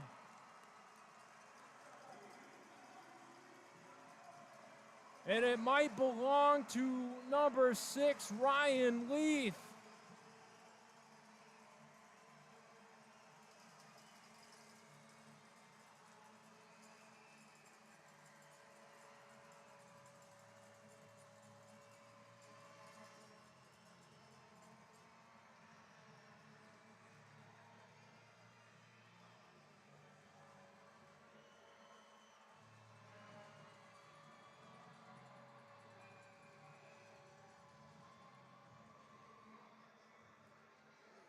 So all of that chaos, it was great patience by Moran to work it back up top, and a one-time blast squeaks right through Boyko. And just like that, we are tied at 1 with under 3 minutes left to go here in the middle frame as it's worked back over to Moran. Again, a shot. Boyko made the save as it's punched away. Now Moran again dancing around with it up front. Tried a shot, but it'll be carried out of the zone here by Messier as the Marksmen have some work to do from their own zone.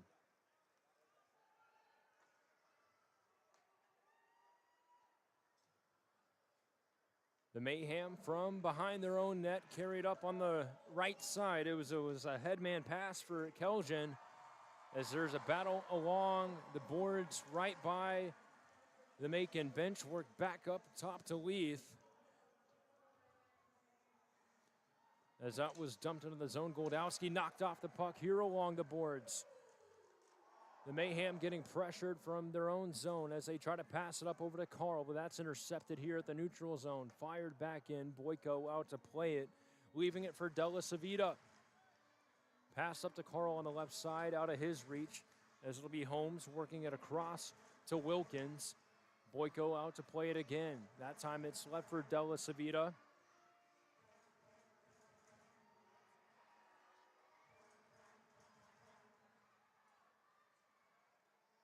So Ryan Leith with the power play goal has us tied up at 1. The assist from Mike Moran, which is his 4th of the season, and Tim Kent for his 3rd assist on the year. As the Mayhem trying to cycle it around. Here's a one-time blast by Cohen. Save made by Bo Pitt for the whistle with 1:13 left to go. As Fayetteville now having a little bit of a spark here.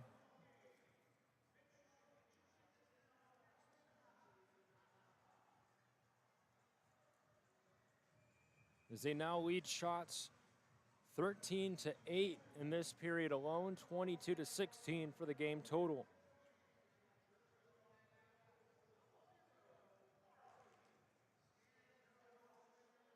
Tied up off the faceoff, it's won back over to Leith, who saucered that one up over to Moran, getting it to his backhand as Holmes tries to jump up into the play and help get it into the Macon zone. Tim Kent, last one to touch it, threw it back under the goal line, and now Thompson from behind his own net will carry it over here on the right side. Rather, that was Johnson trying to feed it over to McLachos. Picked up here. A shot up front off the post. That was Evan Beers with it.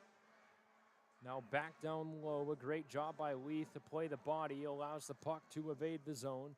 Picked up back in the neutral zone, and it'll be Carl firing that one in before the Marksmen send it back the other end. It looks like it'll go far enough for an icing as number 11, Michael Krupinski, touches up on that one. Krupinski played junior hockey in the Knoll, was a part of a Robertson Cup championship with the Aberdeen Wings before he went on to play 4 seasons with UMass Boston, NCAA D3 hockey, before joining Macon late last year.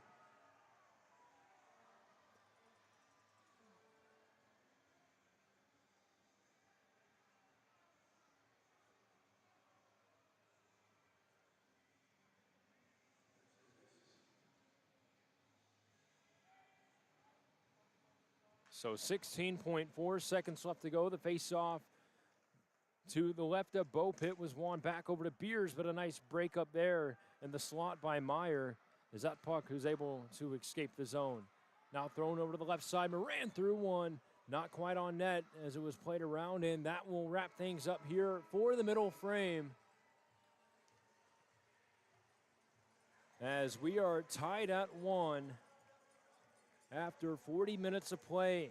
It was Goldowski who gave the Mayhem the 1-0 lead heading into the first intermission, but it's Ryan Leith who has us tied up at 1 aside. As we'll go ahead and take the break with them. When we return, we'll talk about that second period and then what else is going on around the league because the rest of the games are underway.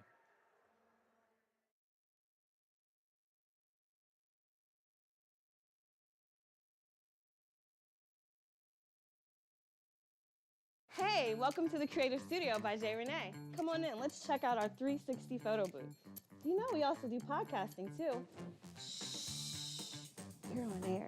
So tell me, what does Fear the Fox really mean? Do you know we also do events here too?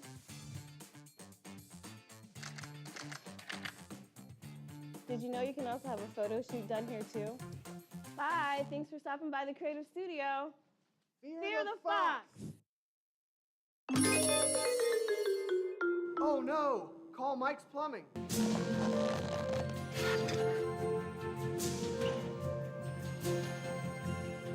Call the best, flush the reds. Mike's Plumbing is here to save the day. Doing business at Jesuswood. Guys, it's fixed.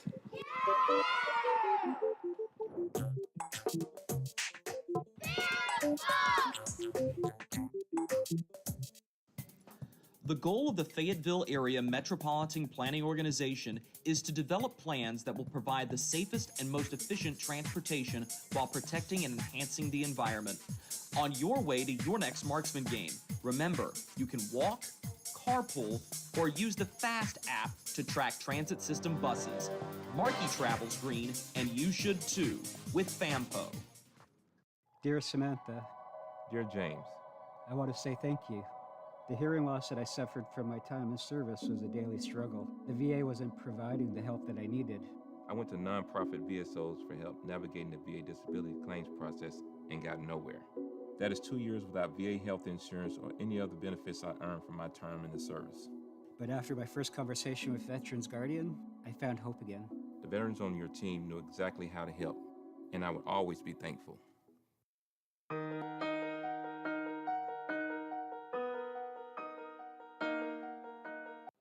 Window World is a local family business that proudly supports our community. We're your neighbors living in the towns you call home. We attend the same schools, local restaurants, and grocery stores. We proudly support our military, first responders, and St. Jude's Children's Hospital. We're local professionals and craftsmen. We're committed to providing training and jobs for the next generation. We are Window World, supporting your community because it's our community. RWF Home Improvements is your go-to choice for fencing, decking, siding, doors, and more. With over 25 years of design, repair, and installation experience, we're proud to offer the people of the Sandhills quality home improvements with outstanding customer service at competitive rates. If you're planning your next project, give us a call at 910-709-6734 or find RWF Home Improvements on Facebook for your free estimate today. Have you been hurt? Tired of feeling sore? Let Cape Fear Orthopedics and Sports Medicine help you. Since 1973, the doctors and physical therapists at Cape Fear Ortho have remained the experts in providing exceptional, experienced orthopedic care. From surgery to physical therapy, we can help get your body back on the right track to make you feel great again. Cape Fear Orthopedics and Sports Medicine, the official orthopedic provider of the Fayetteville Marksmen.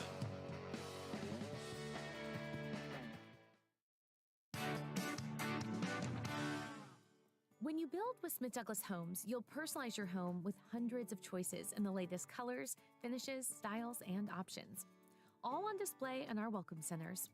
The a la carte selections approach allows you flexibility to focus your budget on areas of the home that are most important to you. Plus, with the interactive online shopping tools, you can try a variety of color palettes and selections in our sample rooms. Visit online at smithdouglas.com or your nearest model home today to learn more. Smith Douglas, where it's your home, your choice, within reach.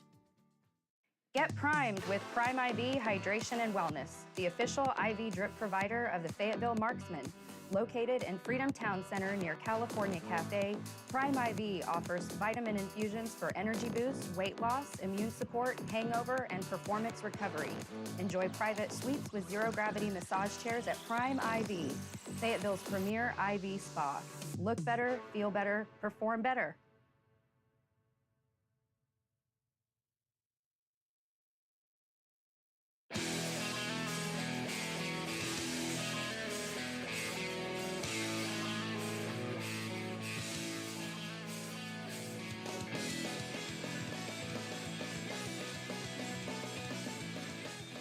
Back inside the Crown Coliseum, we are tied up at 1 after 2 periods of play, thanks to the power play goal from Ryan Leith, as we'll go back and listen to what exactly that call was. Over to Kent, working it low, backdoor feed, gets broken up, but the Marksmen maintain possession. Wilkie across to Kent. Kent back over to Moran. Moran waiting. Back top, one-time blast, they score! The first power play goal of the season.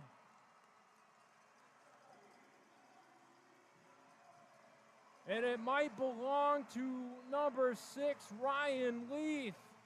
It over to Kent, working it low, backdoor feed, gets broken up. So it was Fayetteville generating a lot of chaos around the net, and they were able to find it up top to Ryan Leith, who was able to get it through all that traffic. With all that traffic on the net front, it looked like it might have been deflected on its way. That was the reason for my confusion on that call, but either way, a really important time to find an answer on the power play and maybe generate some confidence. You know, heading into tonight's game, the Marksmen were 0 for 21 on the man advantage, and, well, they break that goose egg once Connor Witherspoon had headed off for slashing. And picking up the assist on that goal was number 21, Mike Moran, who now has 4 assists on the season. Tim Kent picking up his 3rd assist as well. So Ryan Leith getting his first point of the season at a real pivotal time, and Leith in his 2nd year with the Marksmen, entering his 3rd full pro season, actually. So he's been with the Marksmen for quite a while, but he split last year between the Marksmen and the Wheeling Nailers in the ECHL. In 12 games up in the coast, he had 1 goal. And then last season with the Marksmen, he had 13 points in 38 games played. So off to a solid start on the weekend is Ryan Leith, as we'll have to see what that 3rd period brings for us. But, you know, if you're a fan of goaltending, this is certainly the game for you. Mason Bo-Pitt looking real good. He had a great outing against the Peoria Rivermen earlier in the season, but he is showing why he is also deserving of some time in the crease as well. And then on the Macon side, Boyko looking phenomenal, really keeping his team in the game as he has stopped a plethora of chances, as Boyko and Bailey Birkin are quite the tandem here in the league. Taking a look at what's going on around the SPHL, some more score updates for you. About 8 minutes into that second period,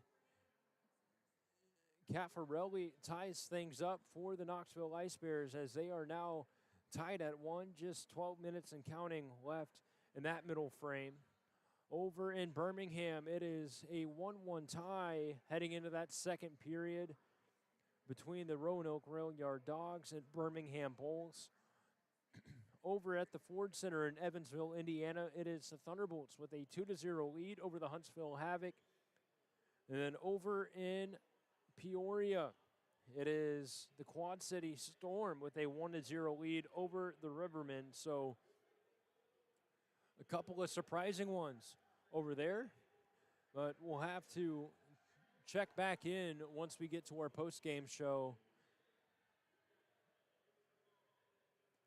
But again, going back to that second period, one of the biggest, I guess, talking points was that Fayetteville power play, and head coach Kyle Sharkey had even talked about it a little bit in the pregame interview.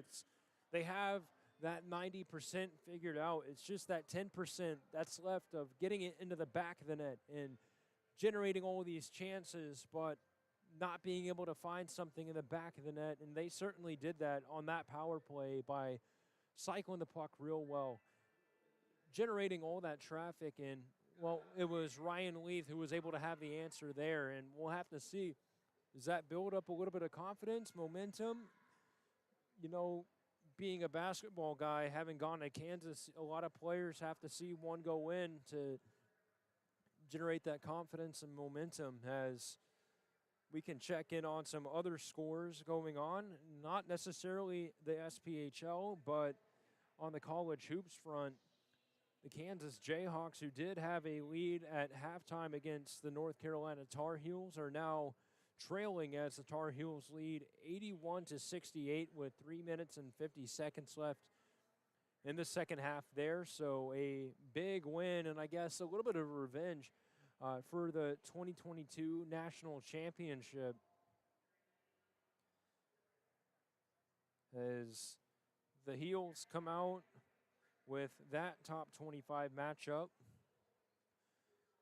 Going over to the NHL, some of those games underway for the New York Rangers. They currently have a 2-1 lead over the Detroit Red Wings.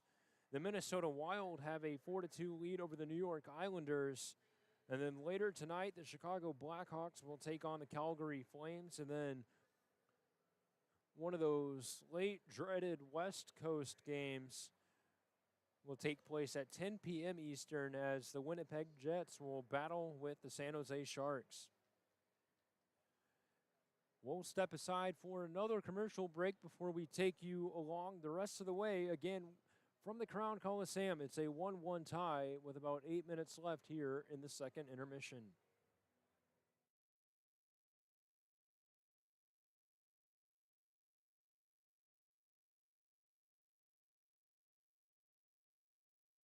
Hey, welcome to the Creative Studio by Jay Renee. Come on in, let's check out our 360 photo booth. You know we also do podcasting too. Shh, you're on air. So tell me, what does Fear the Fox really mean? Do you know we also do events here too?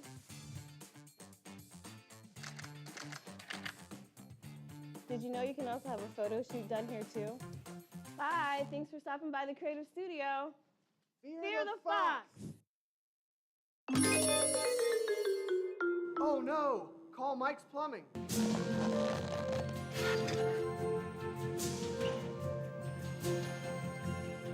Call the best, flush the reds. Mike's Plumbing is here to save the day. Doing business at Jesuswood. Guys, it's fixed.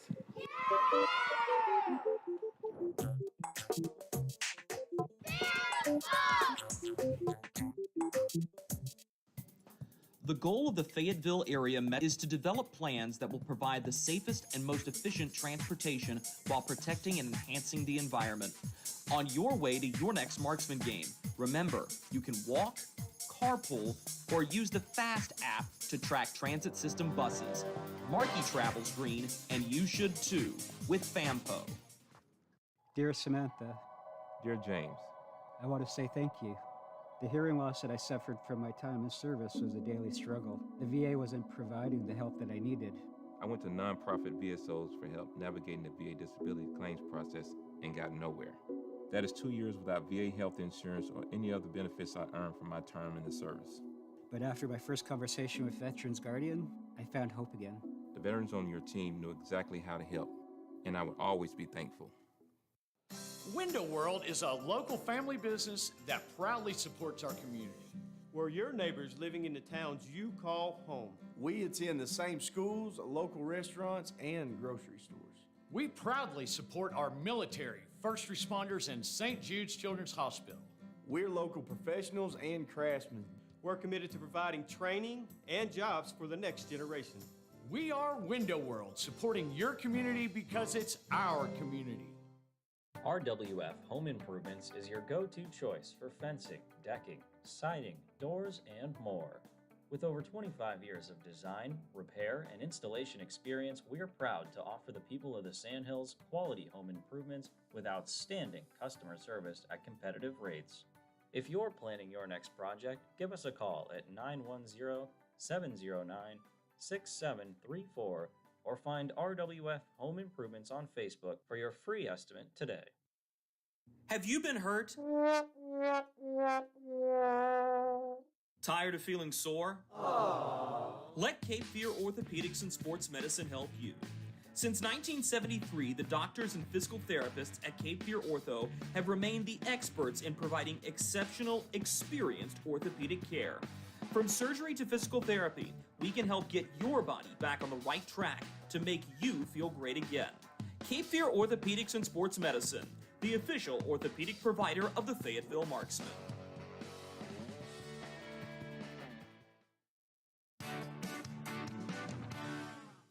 When you build with Smith Douglas Homes, you'll personalize your home with hundreds of choices in the latest colors, finishes, styles, and options, all on display in our welcome centers. The a la carte selections approach allows you flexibility to focus your budget on areas of the home that are most important to you. Plus, with the interactive online shopping tools, you can try a variety of color palettes and selections in our sample rooms. Visit online at smithdouglas.com or your nearest model home today to learn more. Smith Douglas, where it's your home, your choice, within reach. Hey, welcome to the Creative Studio by Jay Renee. Come on in, let's check out our 360 photo booth. You know we also do podcasting too. Shh, you're on air. So tell me, what does Fear the Fox really mean? Do you know we also do events here too?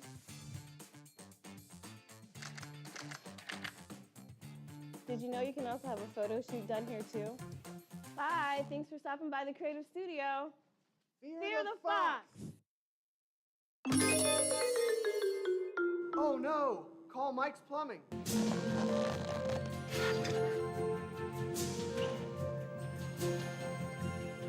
Call the best, flush the reds. Mike's Plumbing is here to save the day. Doing business as Jesus would. Guys, it's fixed.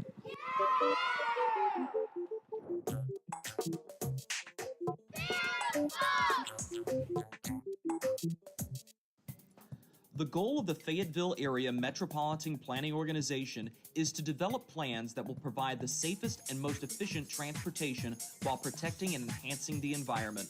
On your way to your next Marksman game, remember, you can walk, carpool, or use the FAST app to track transit system buses. Markey travels green, and you should too, with FAMPO.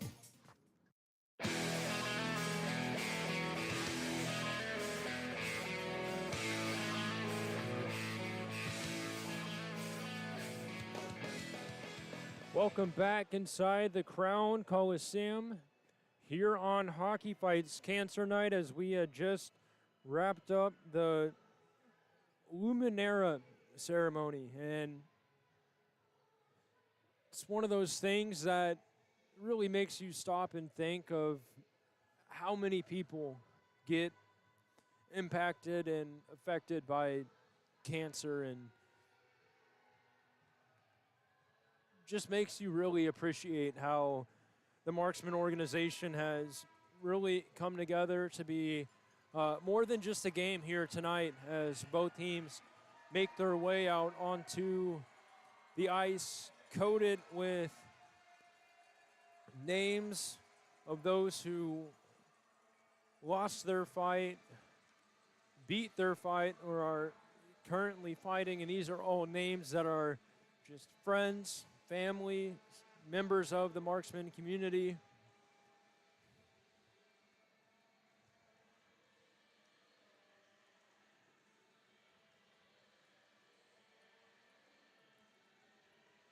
As I know there's a lot of Marksman players on that bench that want to make this a special game for the loved ones that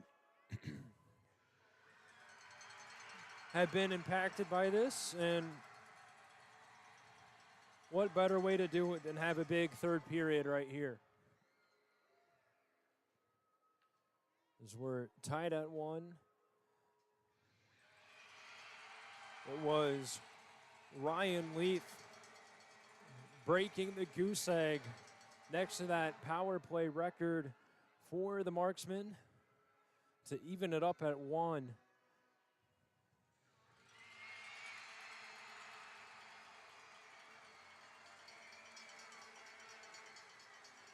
When tied after 2 periods of play on the season, the Marksmen are 2-0.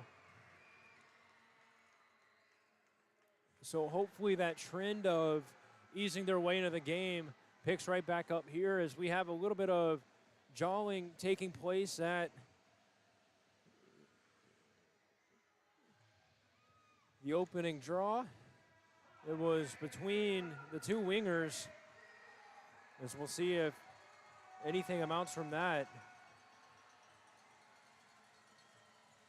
As it looked like it was Cahill and Thompson battling at it, but Cahill's going to work that one into the zone before the Mayhem poke it right back out. But a nice job by Varava getting a defensive stick on that one, able to play it back up as Finsterstock try to help work that one out of the zone. The headman pass connects over to Cahill on the left side, out of the reach of Finsterstock. He'll pick it up and carry it under the goal line, trying to send it back, worked up top, and Varava will retreat back here in the neutral zone before carrying it in here on the right side. Varava still with it under the goal line now. Tries to get a drop pass going, but that will be intercepted here by Krupinski. Nice battle here along the boards. Varava came up with it, worked it into the zone, but Beers able to play that one across before the Mayhem throw it into the zone and head off for a change. Took an odd bounce, so the Mayhem will work that one back into their own zone before trying to pass it over to the right wing. That was intended for Allison, but it'll be worked into the zone here by Kent. Spinning around, he was able to throw it to the far corner, but Goldowski, the first one there. Is this going to be worked back over to Della Savita? Shot up front, Boyko able to make the save as there's a wrestling match for that puck here in the corner. Kent able to work that one back up top over to Holmes. Holmes trying to find it back over to Kent. And Goldowski able to help get it out of the zone. And Kent will work that one back over to Leith. Leith, the headman pass, able to connect with Gorman. Found it over to Moran here on the left wing. Worked it into the zone, lost control of it. So now it'll be Landon Johnson with it. He passed it over on the left side. Allison losing control of the puck. Had it right at his skates as it's thrown in the zone. No icing as it was tipped on its way in. And the Mayhem using that to get a change going, as it'll be Holmes with it, dancing around over to the left side, still with the puck, fighting through quite a bit of contact on his way in before there's a battle here along. Holmes getting into it at the other end. Looks like it was with Johnson. That's going to draw a penalty. A shot went wide of the net. McLaughlin getting it back over to Messier, a backhand shot. And a puck well out of play.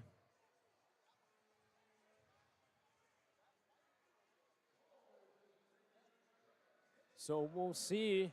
The puck got thrown well out of play on that delayed penalty. Only one player getting escorted to the box, so does not look like it will be a delay of game. But Blake Holmes will head off.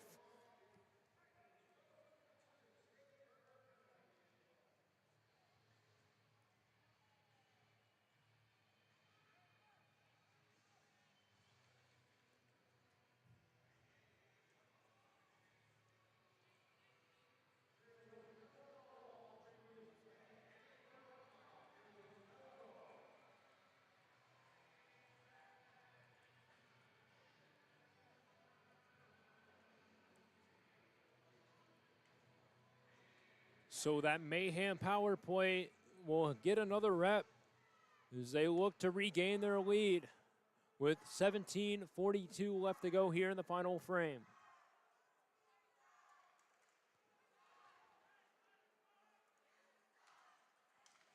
The fans not the happiest campers in the world with that call, as there's Witherspoon with a shot over the net. It'll ride the glass around, and May works that one back down low. Spinning around, trying to avoid the contact was Justin Kelly, as the Mayhem throw that one back down low. Big hit under the goal line as Aonzo helped freed up that puck, but it'll be sealed back along the wall.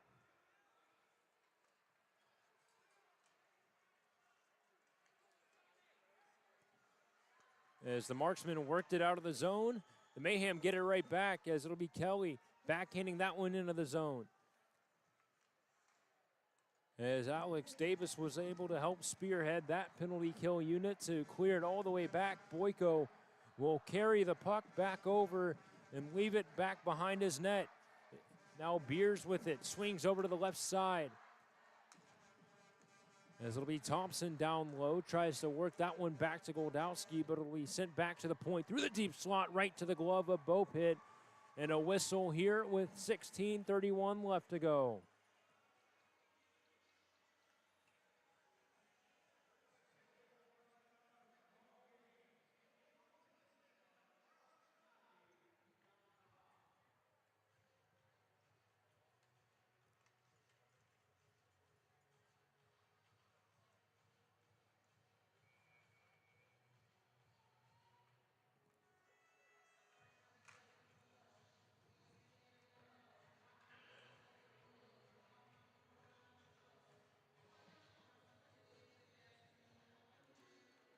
As this face-off controlled back over to Leith, knocked down, but was able to get the puck away from danger as the Mayhem send it over to Goldowski. Top of the right point, swung it over to the left wing. There's a shot by Cohen, and Bopit making another save, and the Mayhem starting to test the waters a little bit to see how close they can get to Bopit.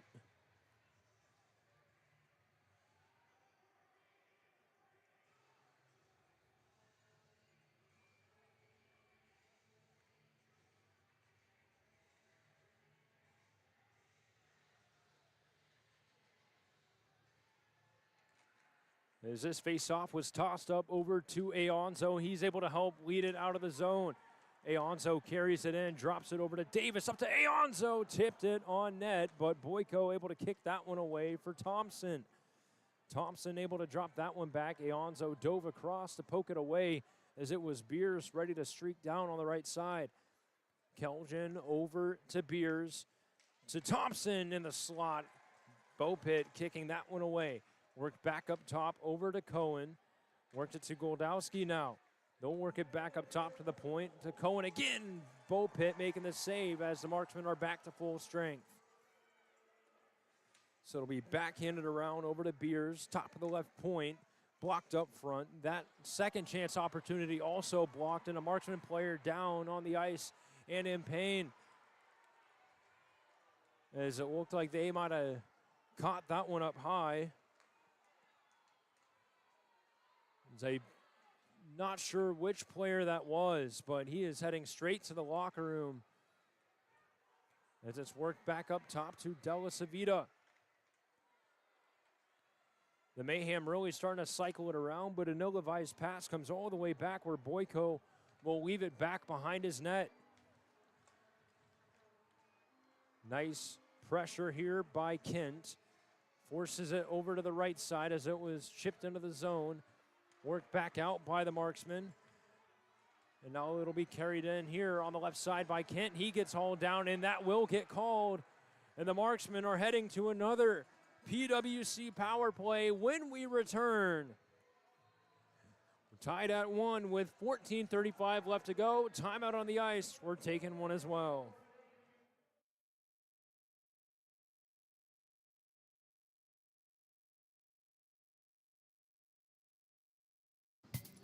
The goal of the Fayetteville Area Metropolitan Planning Organization is to develop plans that will provide the safest and most efficient transportation while protecting and enhancing the environment.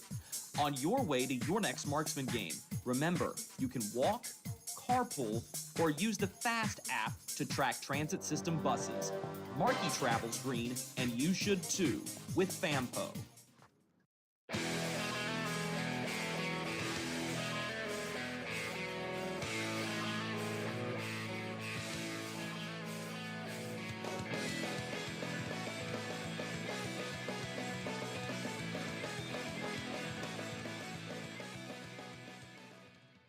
Dear Samantha.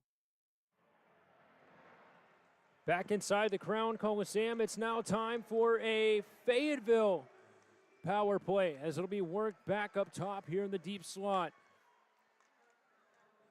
Gorman finding it over to Wilkins. A one-time shot. Boyko made the save.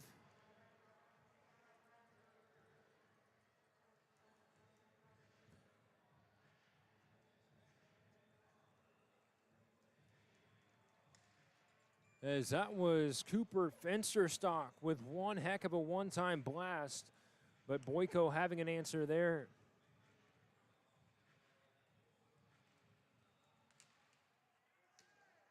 Is off the draw, the Mayhem able to send it all the way back. Beaupitt will settle that one here for Wilkins. Wilkins dancing down on the right side before it's sent over to Gorman, who was offsides, as it looked like Wilkins got knocked down on that entry when he tried to kind of cut back to make sure he was staying onside.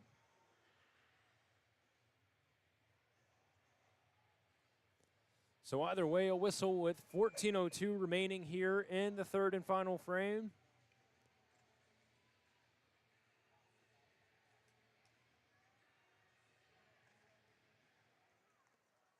Is that draw controlled here? Back over to Leith.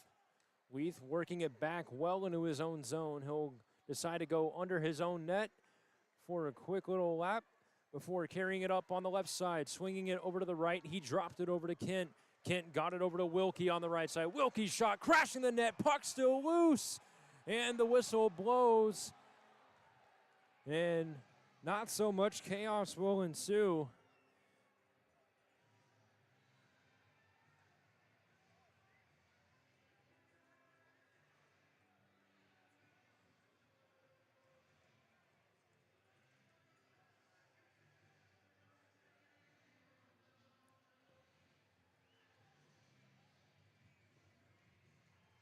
As Macon having a discussion with the officials after that play.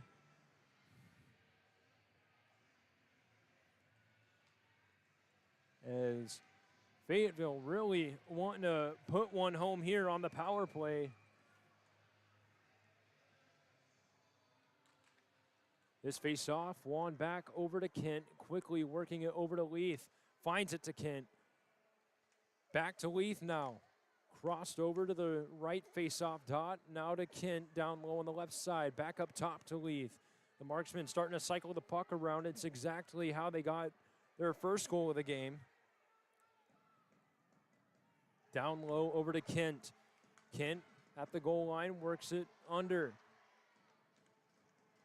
Fayetteville working it back up top to Leith. Now across to Kent. As they're trying to find a shooting lane. Kent through traffic, tipped up front, and the rebound collected here by Wilkie. Wilkie stops right around the circle. He'll drop that back over to Kent. Kent spinning around. Will find it over to Leith. Leith trying to send that one through a lane, and Macon able to clear it out of the zone, but Moran picks it up right at center ice as it's over to Kent. He's going to try to drop that one back as it'll be carried into the zone with speed. A shot up into the netting and out of play.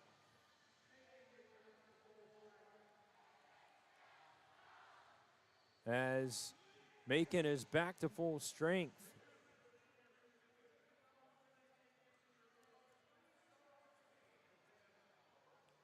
As that was Tyler Love, who had a great opportunity from the right wing side.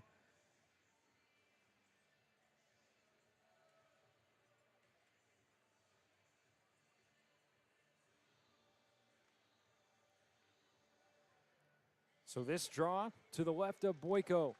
Onzai able to win that one back over to head as he's going to spin around to the right side, trying to throw it down low. Onzai in the corner, finding it to Aonzo. Aonzo battling it. Onzai trying to help him out.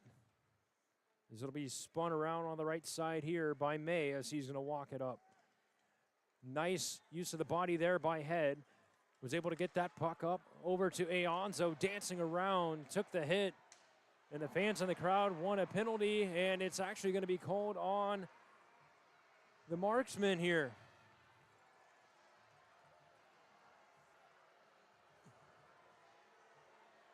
As John Aonzo will head to the box, and the fans not happy at all, holding the call.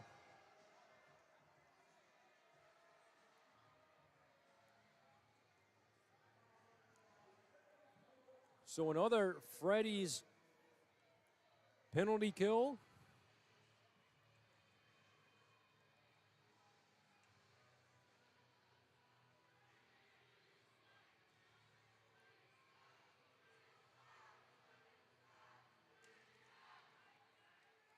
As this draw will be controlled by the marksman, as it was won back over to Davis, and quickly he will dump that one in below the goal line where Boyko will play it over to the right side.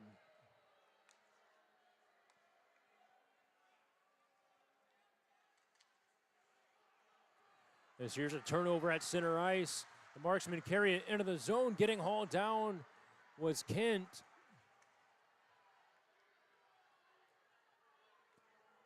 Rather, that might have been Wilkins, but either way, play goes on. Thrown to the corner here for Goldowski. Goldowski tries to backhand that one around. Moran picks up that loose puck, and he'll fire at the length of the ice for a much-needed clearance. Both teams utilizing that for a change.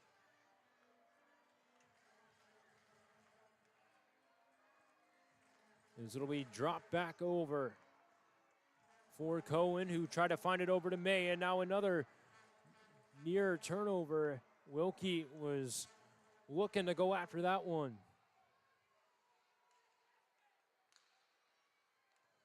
There's a shot up front. Bo Pitt able to snare that one.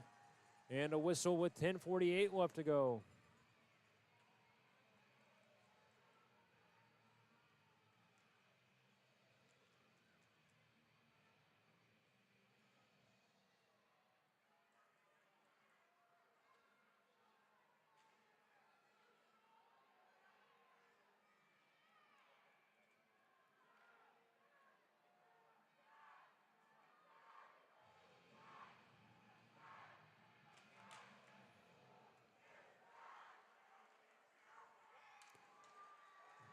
As right off the draw, another opportunity for the Mayhem. Bo Pitt grabbing that one. As shots are now 27-21 in favor of the marksmen as they lead. Well, they lead the shot column, but still tied up at 1 with 10:54 remaining here in the final frame. Face off to the right of Bo Pitt, controlled here by the marksmen. They were able to win it over to the right wing. Send out of the zone, and now Colton Wilkie trying to get it in deep with less than 30 seconds left on this penalty kill. Over to Witherspoon, poked off the puck by Wilkie. Witherspoon able to get it back. It was bouncing, and he's offside on the play.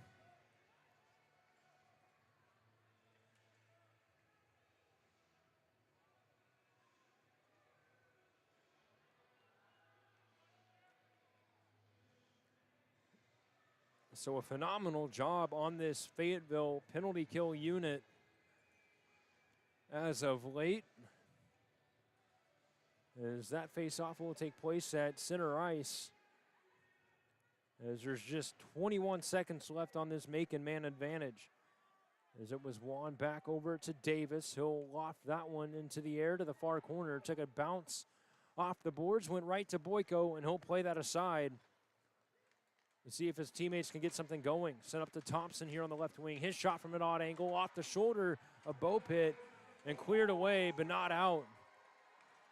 As we get a stoppage of play, it looked like Bo Pitt's mask came off.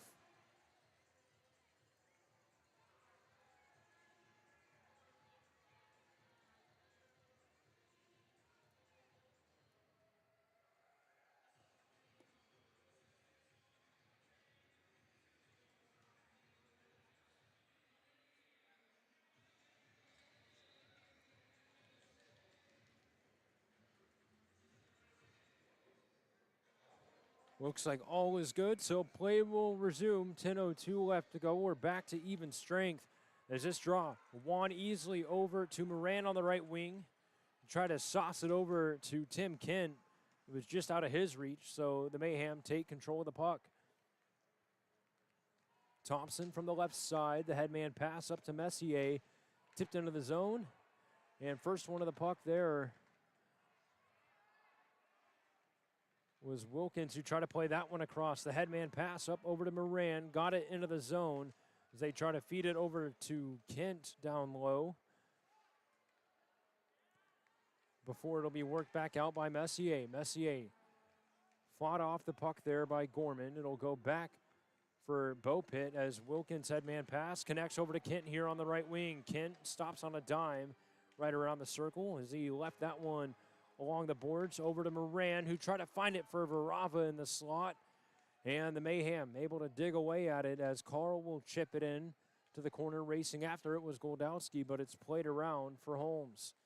Holmes got it across. The headman pass out of reach, not far enough for an icing, as it would have been Finsterstock beating the race anyways.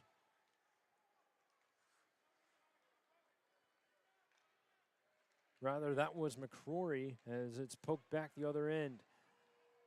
Mayhem able to hold the line as Fayetteville nearly got it out of the zone. As there's a battle here along the boards and the fans in attendance wanting a penalty there. Nothing will come out from it. As the battle along the boards right in front of the Macon penalty box continues. As it's sent back to Carl, working it into his own zone, sending it across. A nice poke check here. Comes the marksman, a shot just sent wide. Is jumping up into the play to help hold the line was Holmes. And it'll be carried down the other end by Witherspoon. Didn't have much help with him, so he throws that one under the goal line. Sent up to Finsterstock, a one-touch over to Onzai. As it's passed up over to Head. Dancing around on the right wing. Lost control of it as puck's in the corner. Onzai going to work with Aonzo to try and fight it loose.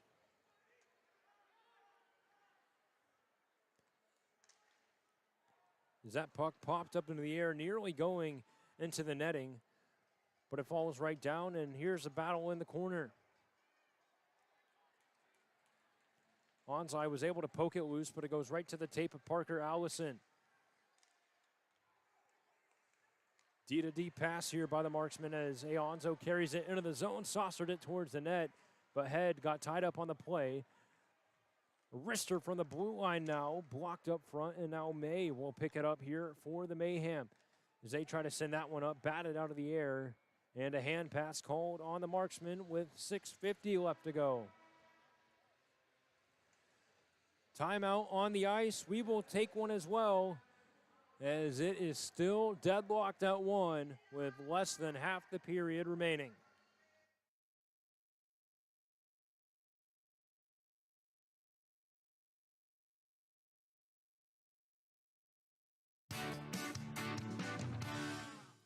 When you build with Smith Douglas Homes, you'll personalize your home with hundreds of choices in the latest colors, finishes, styles, and options, all on display in our welcome centers.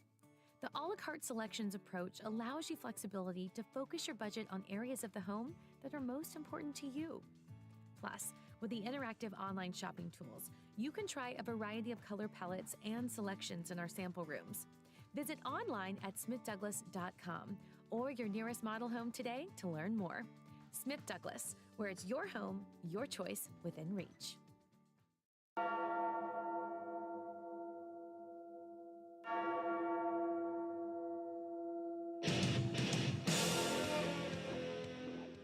Back here at the Crown Coliseum, the Macon Mayhem win the draw back and throw it back under the goal line where Wilkins will pick it up. He tries to rim that one around the boards, as that one will roll all the way back into the Mayhem zone. Back and forth action thus far. Kelgen able to dump that one in. Beaupitt comes out to play it. Wilkins slapped it around over to Kent, who took a big hit right along the boards. Puck pops into the air. Wilkins try to play it over to the corner, and a penalty coming up here on the Mayhem for boarding, as it'll be number 10, Connor May, heading off.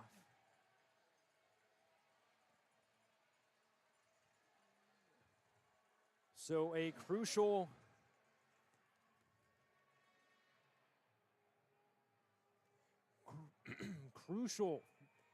Fayetteville PWC power play on its way.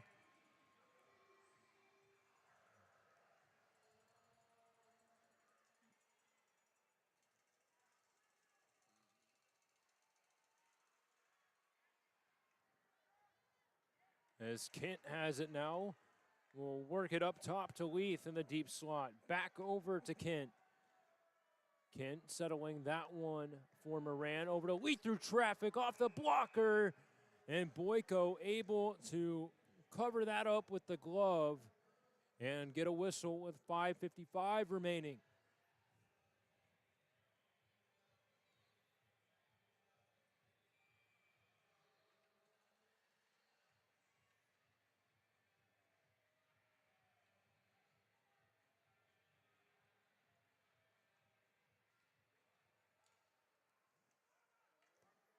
Is off the draw. Wilkie plays that one around for Leith. Leith will work that one back down low for Wilkie. He's getting seamed up along the glass. So he'll get a little bit of help to try and fight that one loose. Moran able to get that up top over to Leith. A one-time shot there by Kent. Had Boyko beat, just wasn't on net. Now Leith with it again. He's going to walk the blue line before finding it over to Kent. Kent dancing around. Leith, a one-time shot blocked on its way. It'll be poked out of the zone here by Macon, but a nice poke check by Leith prevents it from being a shorthanded opportunity. Now carried into the zone here on the right side before Macon gets it back and fires at the length. Bo Pitt comes out to settle it for Moran. Moran carrying it down while the Marksmen are in the midst of a change. Moran swings over to the right side, wrapping that one around the boards. As it's back to Cahill. Wilkins thought about shooting it. Instead, he'll pass it across as it's worked down low. The Marksmen cycling the puck around. About 20 seconds left on this man advantage before it's nearly squirted out of the zone. But they'll work it back up top. Wilkins walking the line, passing it across, dancing around, top of the circle. A shot unable to find its way on net, and Gorman able to get it back to Wilkins. Through traffic, Boyko able to hang on for the whistle, and a little bit of pushing and shoving. Moran, a little bit of a face wash there, but the linesman able to step into that one. So, timeout called on the ice. We will take one as well before we bring you the rest of the way through this third period.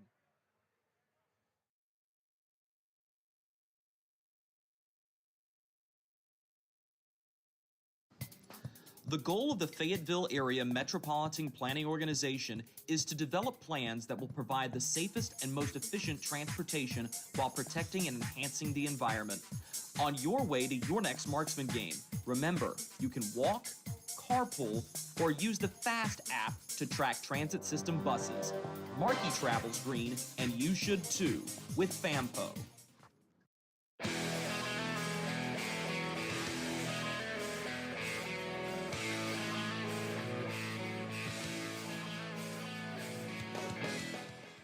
Back inside the Crown Coliseum. Another successful penalty kill for the Macon Mayhem at one of the most important times, as this face-off draw was tied up. But the Marksmen get the puck back as it is worked up top to Brava. Tried a shot from the point, but it was blocked on its way in. The rebound corralled here by Cahill. He's going to work it up top. Winds up a shot. Bounced off the top of the net. Puck still loose.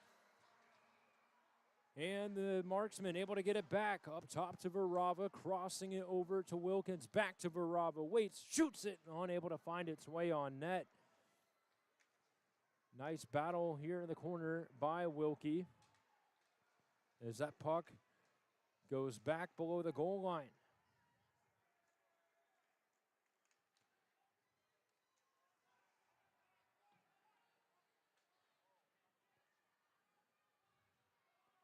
As it's going to be wrapped over to Varava, lost his footing as that battle along the boards is sent over.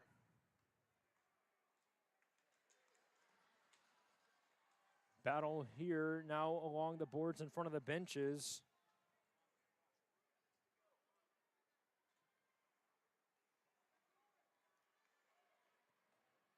This will be worked down low by the Marksmen. The Mayhem getting control of the puck once more.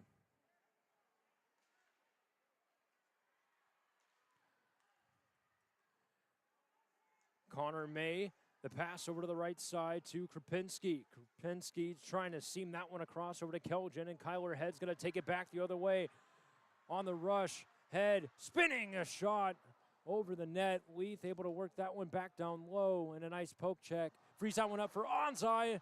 Head jamming away at it on the doorstep. We get pushing and shoving. Play continues as Head lost his stick on the play, and that allows Macon to bring it out of the zone. Connor May fires that one in as the Marksmen are trying to find it out.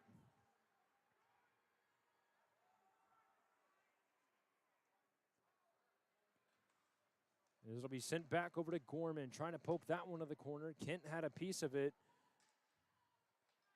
There's Kent with it again, trying to spin that back for Gorman. Moran jumps in to help. Moran on the back door, Gorman. His shot couldn't quite connect. Now Gorman working it back down low as there's a battle here in the corner. Marksman trying to dig away at it with a minute and a half left to go. Here comes Cohen on the left side. As it's saucered into the zone, Goldowski shrugged away from the puck by Davis. He was able to bank it out of the zone, so the Mayhem have to regroup and get back on side. That forces Cohen to dump it around the boards. The backhand pass out of the reach of Gorman, who gets upended there in the neutral zone. Beers walks it in, a shot over the net as Witherspoon has the puck here along the boards, trying to wrap that one around over to Kelly as the puck went out of play here with 52.9 seconds left to go.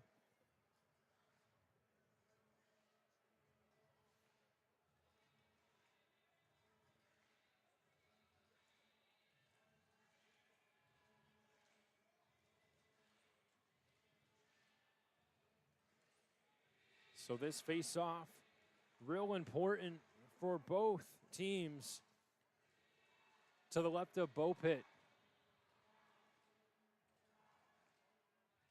Sam onside to take the draw against Witherspoon, as it was Juan back here to Holmes, who tried to play it out of the zone, but Krupinski able to jump up and hold the line.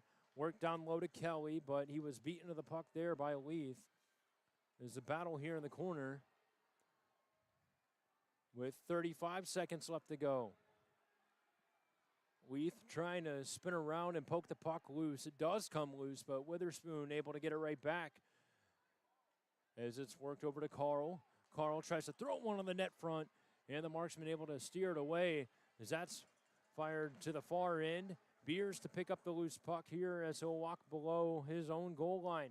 10 seconds to go, time for one last rush, but Beers might let the clock bleed out for overtime. And that's exactly what he'll do, as for the third time this season, the Marksmen will see overtime, as it will be the fourth game to go to overtime for the Mayhem. The Mayhem have seen 3 games go to a shootout. The Marksmen have seen both of their overtime appearances result in a loss, but we will see what this brings. Again, the overtime rules is 3-on-3 for 5 minutes. with the next goal winning. If there is no goal scorer in overtime, we will head to a best-of-5 shootout.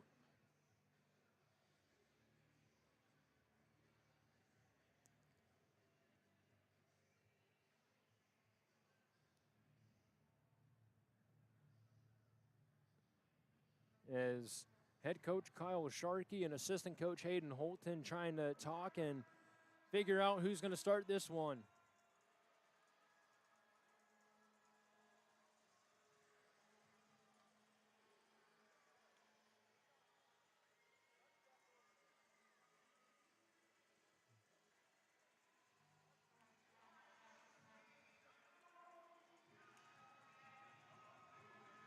So Tim Kent, Ryan Leith, and Graham McCrory start off overtime for the Marksmen.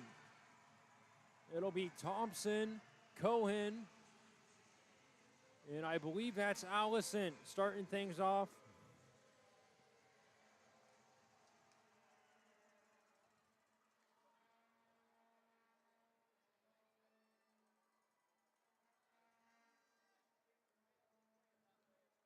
As the Marksmen have to chase after the puck. Here's Cohen, tries a toe drag move, gets taken down. That was a great play here by McCrory, who's jumping back in to help get the puck out of the zone, and it's going to be a stretch pass up over to Kent on the left side. Kent walking it in, tries to drag it to himself, and he'll have to curl back around, waiting for a change. It's Varava, shoots one. Boyko made the save. And you see a lot of pushing and shoving here.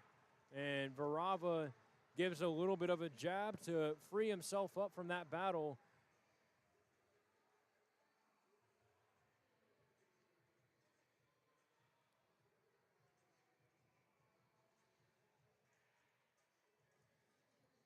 So now the Marksmen get an offensive zone draw to the right of Boyko with 4:19 left in this overtime period.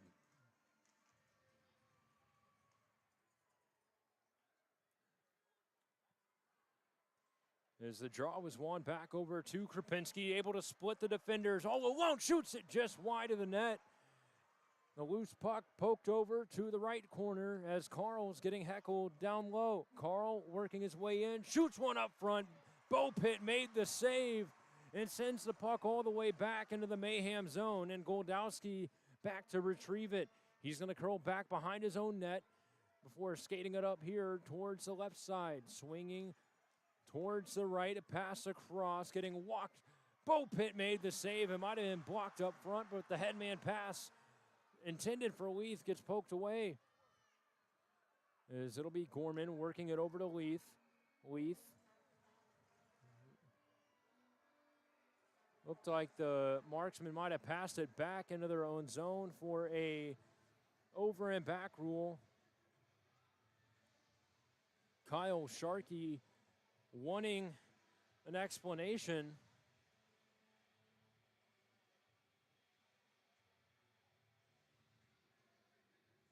Either way, a face-off in the Fayetteville zone to the left of Bo Pitt with 3:28 remaining here in overtime.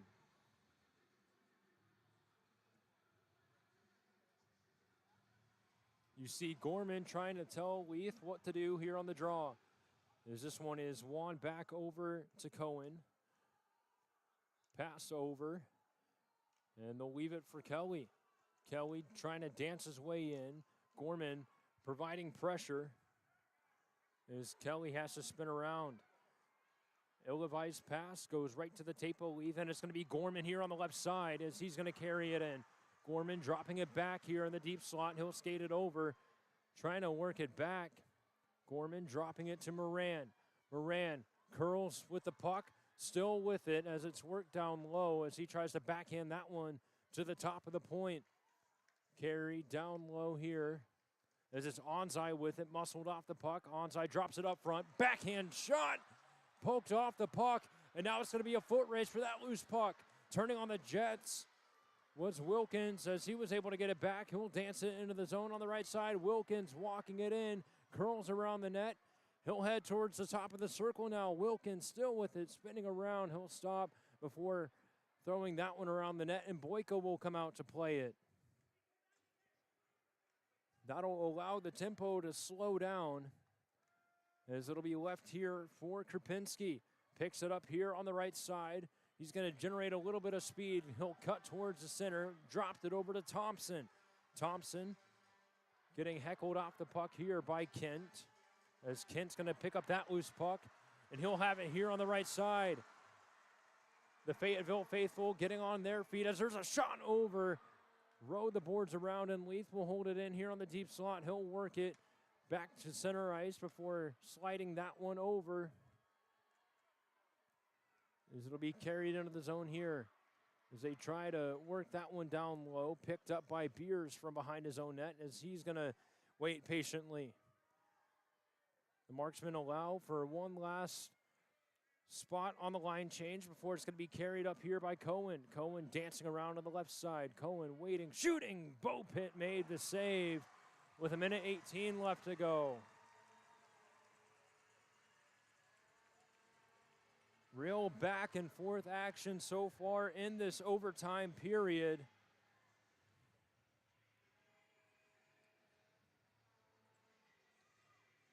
As now the Mayhem get an offensive zone draw to the right of Bo Pitt.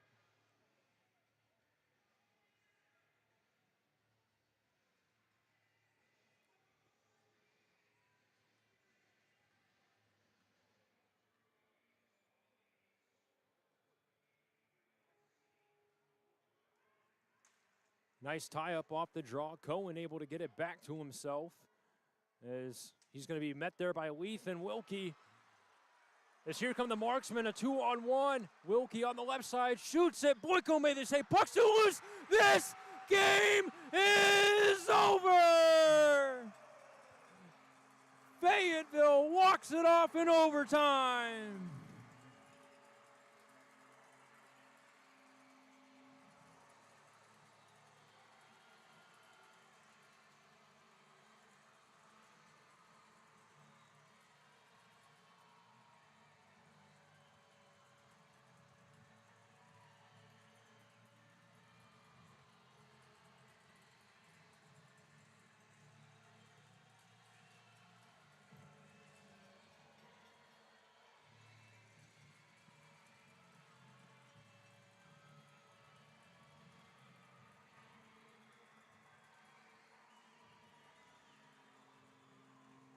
It was the initial shot by Colton Wilkie on the left side. Boyko kicked it right out.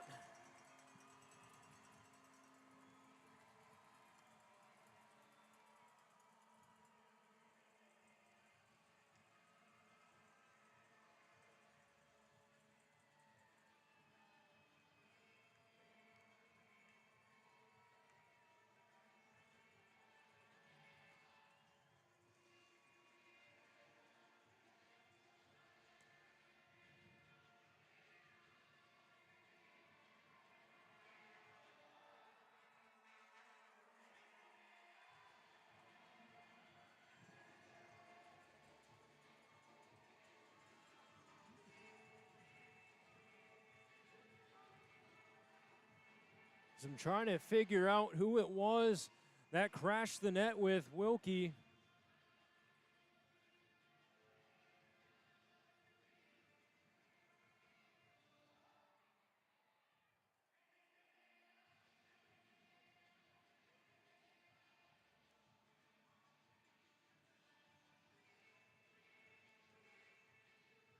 But a huge win here for the Marksmen.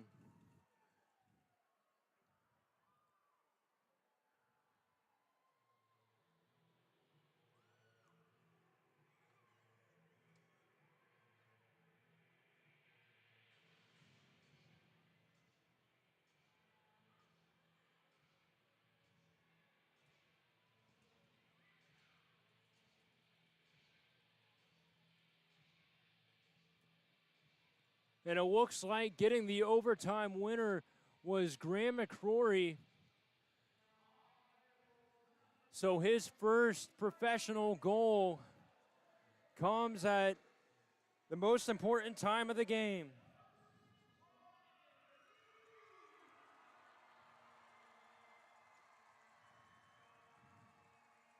It was Colton Wilkie on the rush, had the initial shot. Boyko kicked it right out, and then McCrory, patient as ever, pots home the game winner for a 2-1 final. And that is the third 2-1 win of the season here for the Marksmen, and also 35 shots on goal means free nibblers for all the fans in attendance here.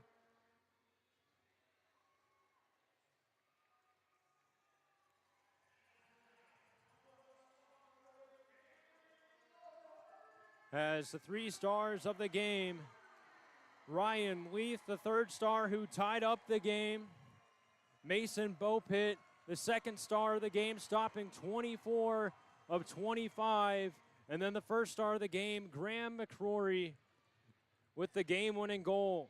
So a heck of a performance here by the Marksmen tonight, despite the slow start, able to turn things around and get the win here, as the fans are going to head home happy with a free custard from Freddy's, some free nibblers from Zaxby's, as we will go ahead and sign off here. Again, the final score from the Crown Coliseum, 2-1 as the Marksmen take down the Mayhem here to start off the weekend. Both teams in action tomorrow night at 6 p.m.